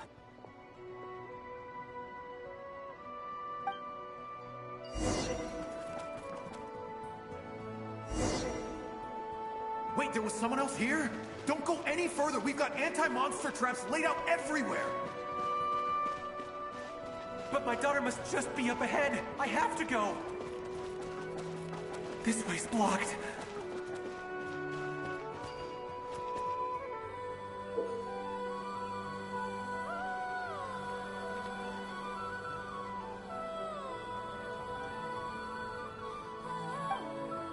We might be able to use the explosives over there, but we need to take care not to hurt him.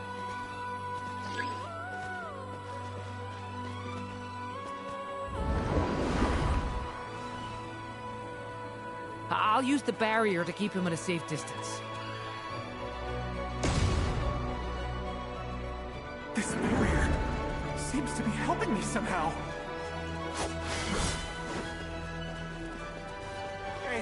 Hey, wake up!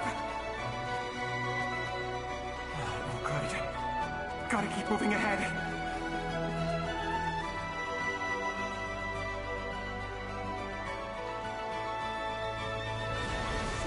Many monsters! There's still a chance, Durin. Use the traps.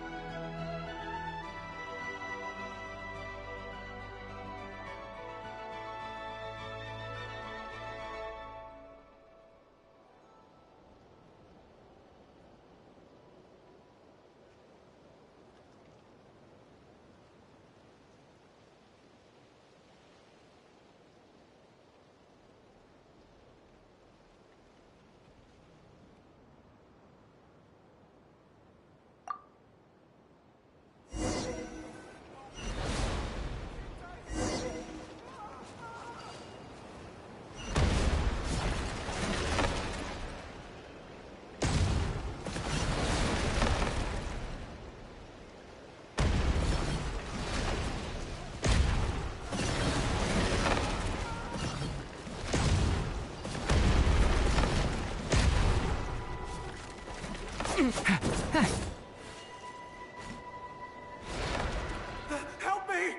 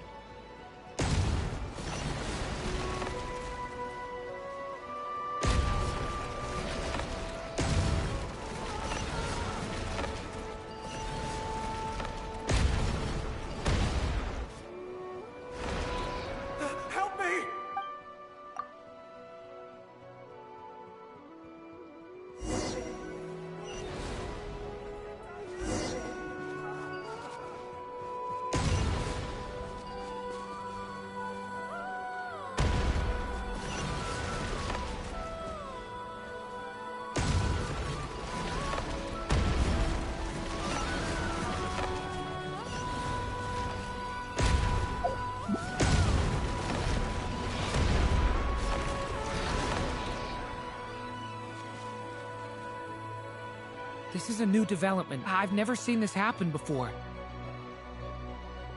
We might just be able to save this person.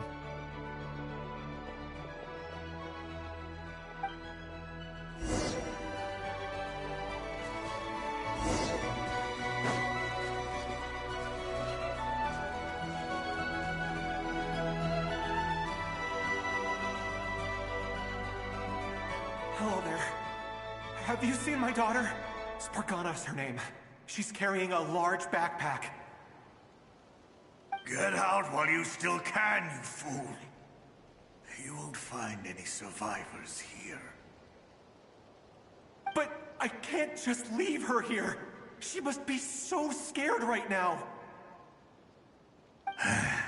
Sorry. Wish I could help, but I haven't seen her. You'll just have to keep looking. Okay, thank you. If I do find her, I'll get her to shelter and come back for you. Don't bother. I've got nowhere left to go.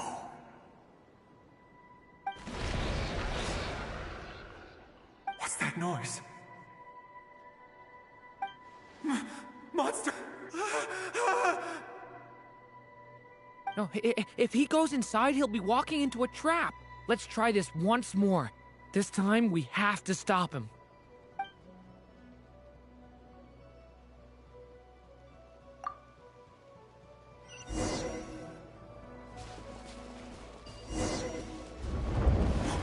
Why? How will I know where Spargana's gone like this? You know what? I'll trust this strange barrier. It's gotten me this far after all. What? What's this? Hey! Let us out!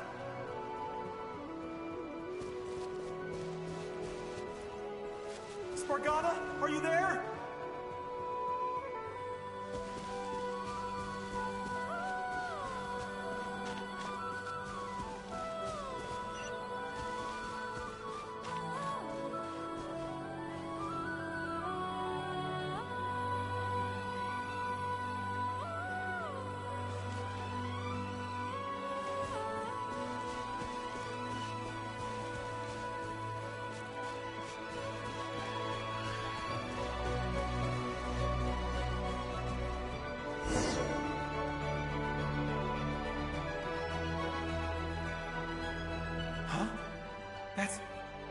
That looks like one of my daughter's books! Thank you! Thank you! Yes, it's one of hers for sure. That's her name on it right there. She left her backpack here.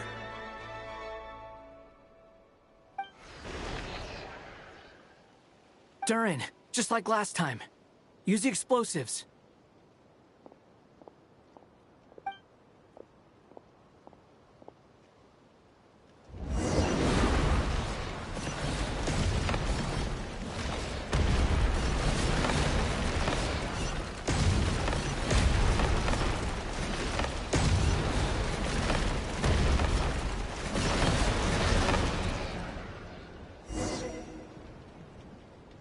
It won't work.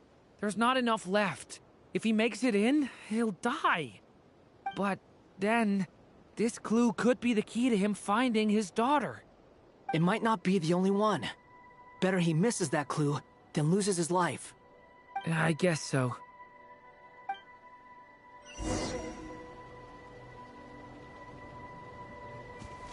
Stop him, Durin.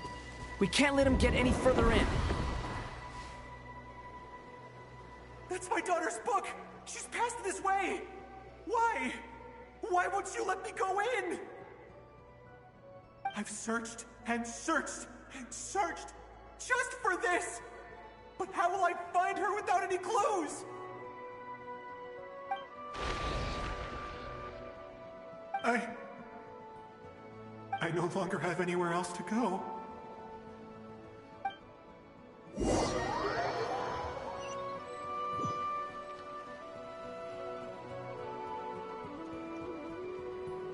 I'm sorry. I'm so sorry. He refuses to go anywhere else. Whether he opens this door or not, all that awaits him now is death. We couldn't change his fate. Albedo? Hat Guy? Let's try one more time.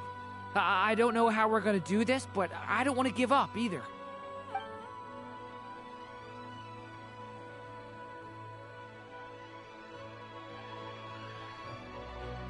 Why am I here? What's going on? All these scenes running through my head. Where are they from? Huh? What's going on? His reactions have changed. How many times have I... What's happening to me? Huh? Wait. Who are you? You can see us now? I feel like I always could, but that I only just realized you were there. I'm sorry, I don't know how to describe what I'm feeling. But you were the ones guiding me using that marked barrier, right? I haven't done anything yet, but those monsters, those deaths, they feel like memories. Like things I really did experience. I won't find my daughter. In fact, I'll ultimately die trying to find her. Isn't that right? Well, no, it isn't. Yes, it is. Even so, we're trying to find a way out of this. You've not seen my daughter either, have you? It seems she really isn't here.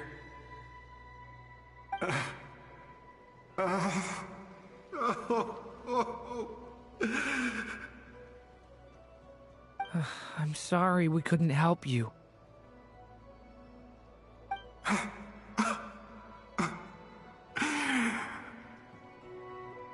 I'm just tired. Maybe this is destiny. Maybe it doesn't matter how hard I search. How long do I have left? Experience says 15 to 20 minutes. 15 to 20. Thank you for all your help. Let's rest a while. You look exhausted too. Now's not the time for you to start pitying us. It's not pity. I'm just realizing that I've only got 10 or so minutes left. You know?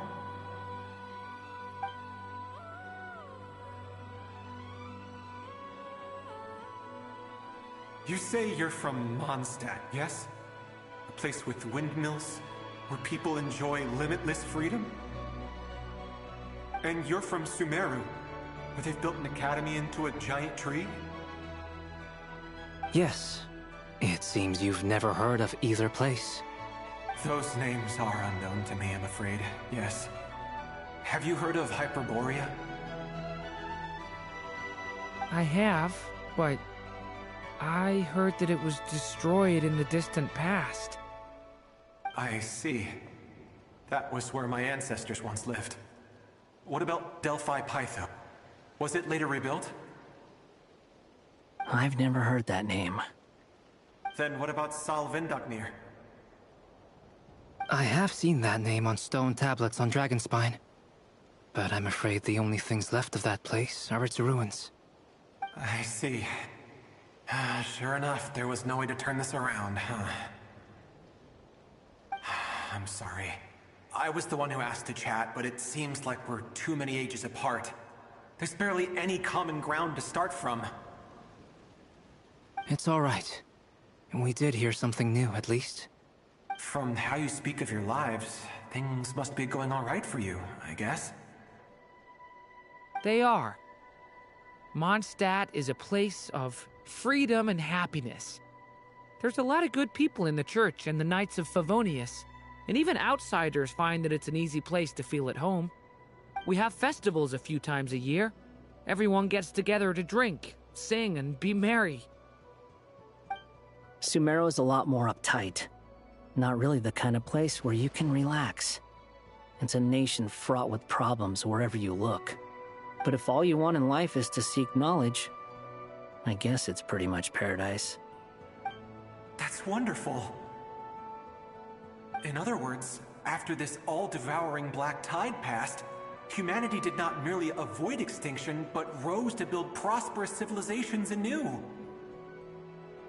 I mean, I can see you all right now. That must mean the future isn't a total mess, right? That's true. Well, time's almost up. Let's part ways, I think. Might be best if you don't waste too much time on me. The chances are slim, I know, but I'd like to spend these last few minutes looking for Spargana. If things work out, I'd love to tell her about what I've heard. May we meet again. Well, or not, most probably. In that case, may your wishes come true.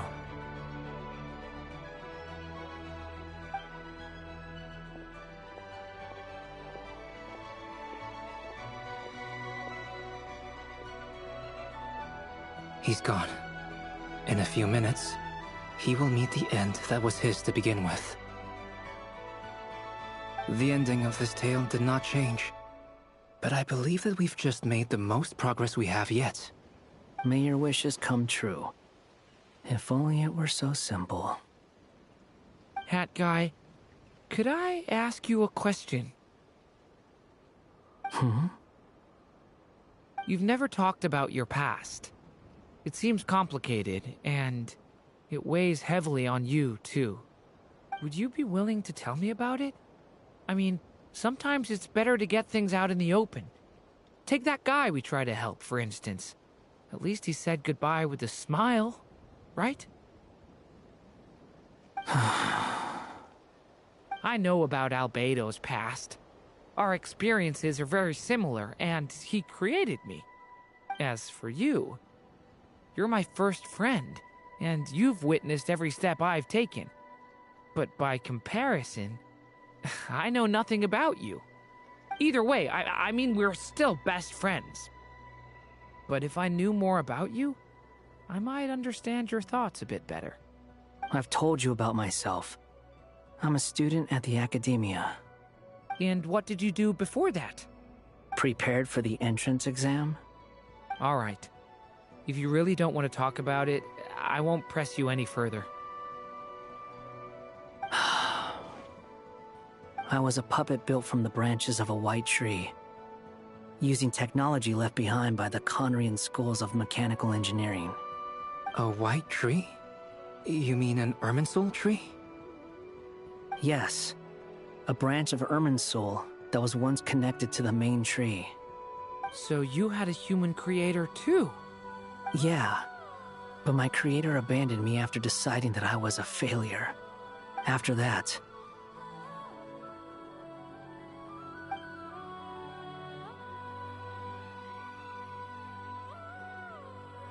Durin.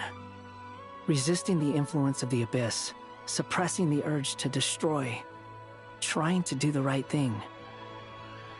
None of these things are easy. But no matter how hard they are, trying to rewrite past wrongs is far harder. You asked me if you would create a new tragedy if you failed. I told you there was no point speculating about that. But the real answer is... yes, you absolutely will. That guy. But at least you've got people here to help steer you away from the wrong path. So, just keep aiming towards the light. I will. I promise. All right, break time's over. Hello? Durin speaking. Hello, friends, it's me. What have you been up to, I'm detecting some unmistakable fluctuations here at the border. The amplitude isn't particularly high, but they're completely different signals from the ones before, and the scale is comparable to those I've detected previously. Alice, we were unable to save that person. However, he appears to have retained a portion of the memories gained through that cycle, and was able to hold a conversation with us. I see. Well, that is rather odd indeed. It definitely merits further attention. Could I trouble you to keep trying the same approach? I need to gather some more data. Counting on you. I should probably have Nicole come and check this out as well.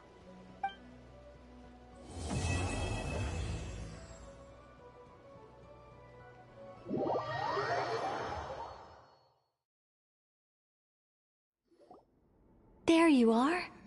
I was worried you might stop to collect treasure chests opened by the Seelie along the way. It would have taken you so much longer to get here. Another conversation I cannot hear. I am delighted to see that you understand what takes priority, and that your adventurer's instinct has not swayed your resolve. Really, I must applaud you for it. You should know. Paimon's head. Okay, I'll try and keep it short. My senses are telling me that this is where we shall find the entrance to the ruins.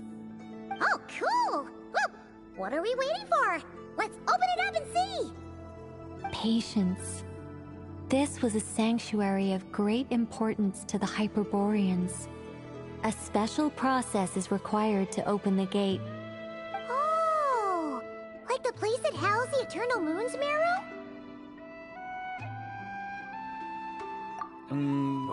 Okay, so what's the plan?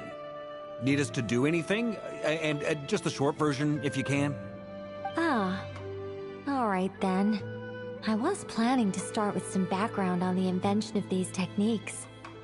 Are you sure you don't want to hear it? It's quite informative. Remember what you were saying about priorities? Fine. Simply put, we need 3 human representatives to successfully undergo a process of Kuvaki resonance. Think of it as a test from the 3 moon goddesses to see if the entrants are qualified, with the most recognizable qualification being Kuvaki. Pretty sure Lauma would ace that test. Oh, wait. We need 3 people. I also have no doubt that the Moon Chanter would be qualified. But we would need 2 other people with the same constitution. Therefore, the most feasible method is not so much to follow the rules, but to figure out how the test functions and find a workaround. I've done some research, and it turns out the mechanism is rather crude. We'll simply need humans to stand before it who have sufficient Kuvaki energy within them. I'm with you so far. How do we get the Kuvaki in them? The easiest way would be transfusion. Take some Kuvaki from Nod Krai's soil, put it into the bloodstream, and get it circulating in the body. So we're going to... cheat on the test? Precisely. There are other methods, but this is the simplest one. Cheating the system is much easier than trying to hide from it. Huh? Sorry? Does the idea of cheating upset you, Miss Lauma? No, that's not it. I suddenly had an idea. Oh, what is it? It's about Moon Prayer Night. I figured out a way for Kutar to join in the festivities. Huh? But as Paimon said, we need to have our priorities straight. Let's get back to the test. I'll follow up with Nefer on the festival arrangements. Oh, okay. Anyway, is this really the best method we have? A Kuvaki transfusion sounds dangerous, no matter how you slice it. If you think that's dangerous, wait till you hear the other methods. I'd be more than happy to go through them if you'd like. There are several. No need, we're good. Let's go with this one. Very well. Kuvaki transfusion it is. Now, I should mention that the risks can be greater or lower depending on individual compatibility. It would be rash to simply infuse the Kuvaki and hope for the best. If the body rejects it, the reaction can be quite severe. The symptoms are similar to another condition that some people living here suffer from, known as congenital Kuvaki sensitivity. So, before we execute our plan, I will perform a simple test of my own to see who is compatible and who is not. Once that is done, we will have to complete the resonance process as rapidly as possible. The participants must remain stationary while the Kuvaki circulates and bonds with them, and they mustn't eat or drink anything. What? No eating or drinking? That's some hardcore fasting. They'll all be monks by the time they're through. 3 days. Oh, that's so long! And we still need to find 2 more people who are not just compatible, but also willing to volunteer. Fasting? What are they talking about? Really? Don't you want to think this through? Haha, count me in too. 3 days without food? I can handle that. Mr. Cole has made it clear that this is the easiest way. The way I see it, there's nothing else to discuss. It's time to step up.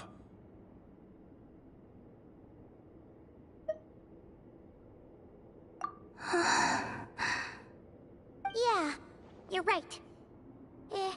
In that case, Paimon volunteers to be Captain of Logistics.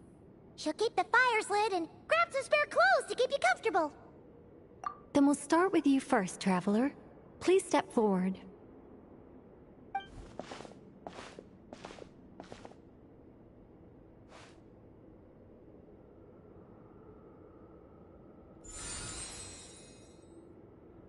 How's it going? Do you feel anything?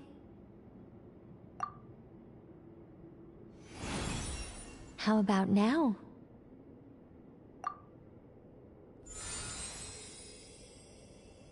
And now?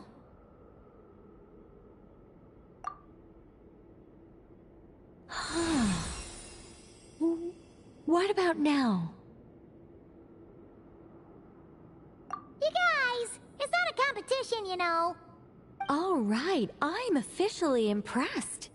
Even as a descender, you can withstand far more than I imagined. It's like I summoned a giant stone titan to arm wrestle you, and your arm hasn't even moved an inch. In my last attempt, I infused 5 times the amount of Kuvaki required. Yes, safe to say, compatibility won't be an issue for you. You're eligible to join. You're next, Mr. Varka. Sure, here goes nothing.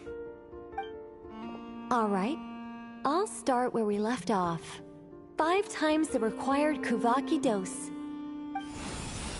Whoa, whoa, whoa, hey, wait a minute. How's it going? No, not great. I kind of want to puke. Feels like I've been drinking too much. A few bottles of wine, then a big stein of Dark Horse. With some hard liquor from Liyue mixed in. You think this is funny? I just lost to a young lady in an arm wrestling contest. I'm never gonna live that down. My apologies. I'll lower the concentration and try again. Oh.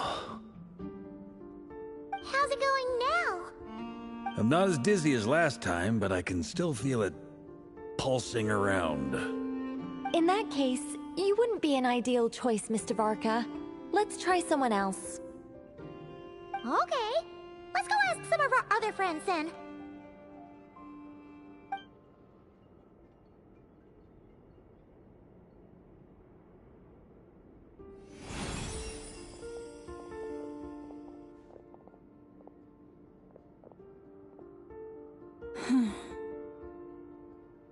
No surprises here, Miss Moonchanter. You're perfectly compatible. You may join.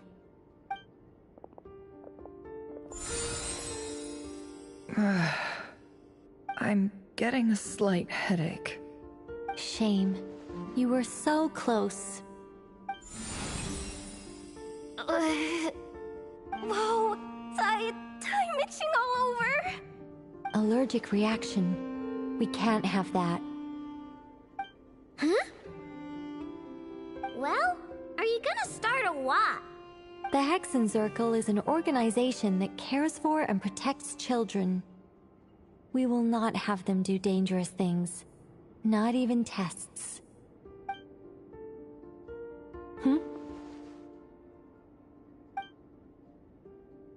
Is something the matter?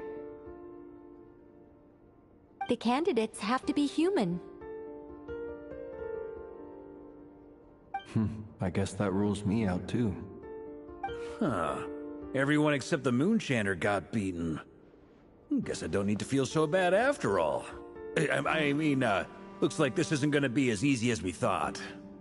Perhaps I could ask for volunteers among the Frost Moon Scions. I'll see about talking to some trusted Lightkeeper colleagues. Itlua springs to mind. In fact, I think we had some former Frost Moon Scions join our ranks recently. Can you give me the scientific explanation for how the test works? I can probably make some kind of test bot. Then, we can just zip through Nasha Town, going up to people and pressing a button to check their status. Wouldn't that be way easier? No. Wow! No elaboration for once.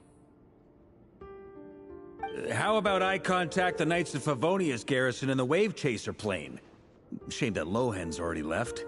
And that guy's even tougher than I am. Strange. The Moon Goddess is clearly revered by many people. So why is she on the brink of disappearing? She mentioned that the world has rejected her from the very beginning. And when we fought the Rakier of Solnari, it seemed like she exhausted her power for our sake. Also, I'm not sure revered is the right word for how people feel about her. Gratitude, certainly. For my part, anyway. It's basic reciprocity. She helped us, so she deserves our help in return. Yeah. Even though she looked like she didn't care, she still saved a ton of people, including me. A review of the relevant data leads me to conclude that Miss Columbina is a good person. Yep, you bet! They really think so? I'm super surprised that Columbina isn't her actual name, though. I think it really suits her. It's light and graceful and... yeah, just a really pretty name. I know, right? Unfortunately, that's not our decision to make. Columbina. That was the code name the Fatui gave me. But it also came up in the song I heard when I was born. But... is that really all there is to it? What do I truly think of my own name?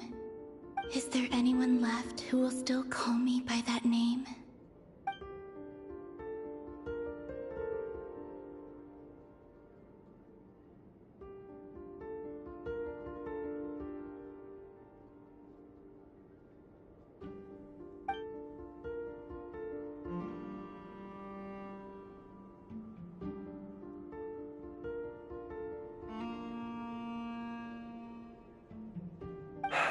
Moonprayer Night is getting closer by the day. We're running out of time. We need to look for other candidates. Then allow me to try. Huh? What are you doing here? You contacted your friends via the Adventurers Guild. Sandrone has been keeping an eye out for something like that, so she informed me. Since I have the ability to accommodate a moon marrow, I should prove to be a suitable candidate. Arlecchino. When can we begin? I see. We can begin right away.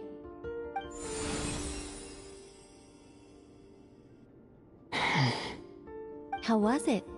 Did you feel any discomfort? Not at all. Then it seems we shan't need to look for additional candidates after all. Great! Cool. Alright, like Paimon said, the rest of us can take turns making sure the three of them stay warm and comfy. Then, my job is to take care of the caretakers. I will ensure everyone receives food and accommodation. I'm ready as well.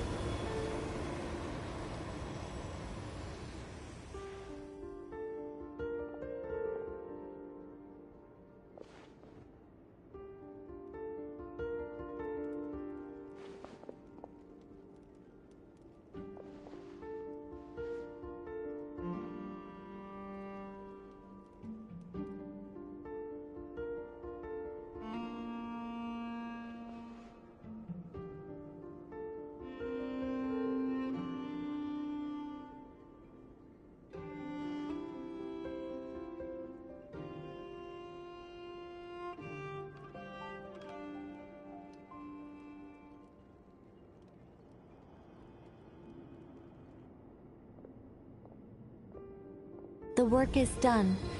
The sacred scroll shut. The stars grow dim, the people silent. The white sun sets, the silver moon rises. O path to the temple, appear now before us.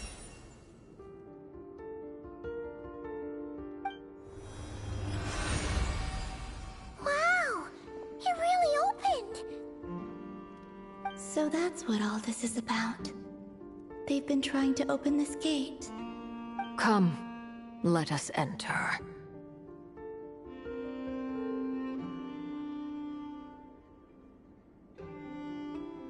It might be best to eat something first.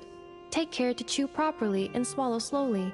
It will give your body time to readjust to the digestion process. They will head in soon. They will need to enter this gate.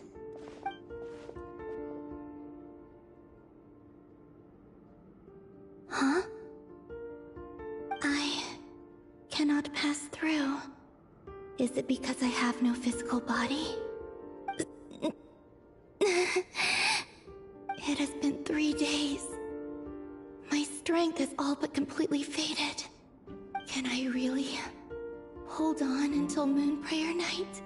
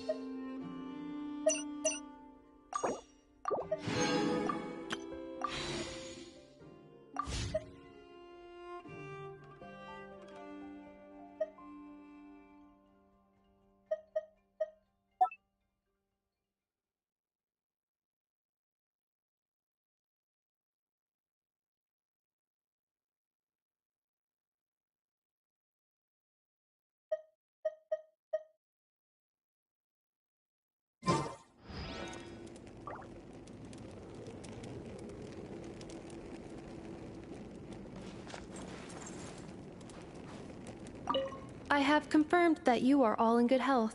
With that, my work is now complete. Congratulations are in order.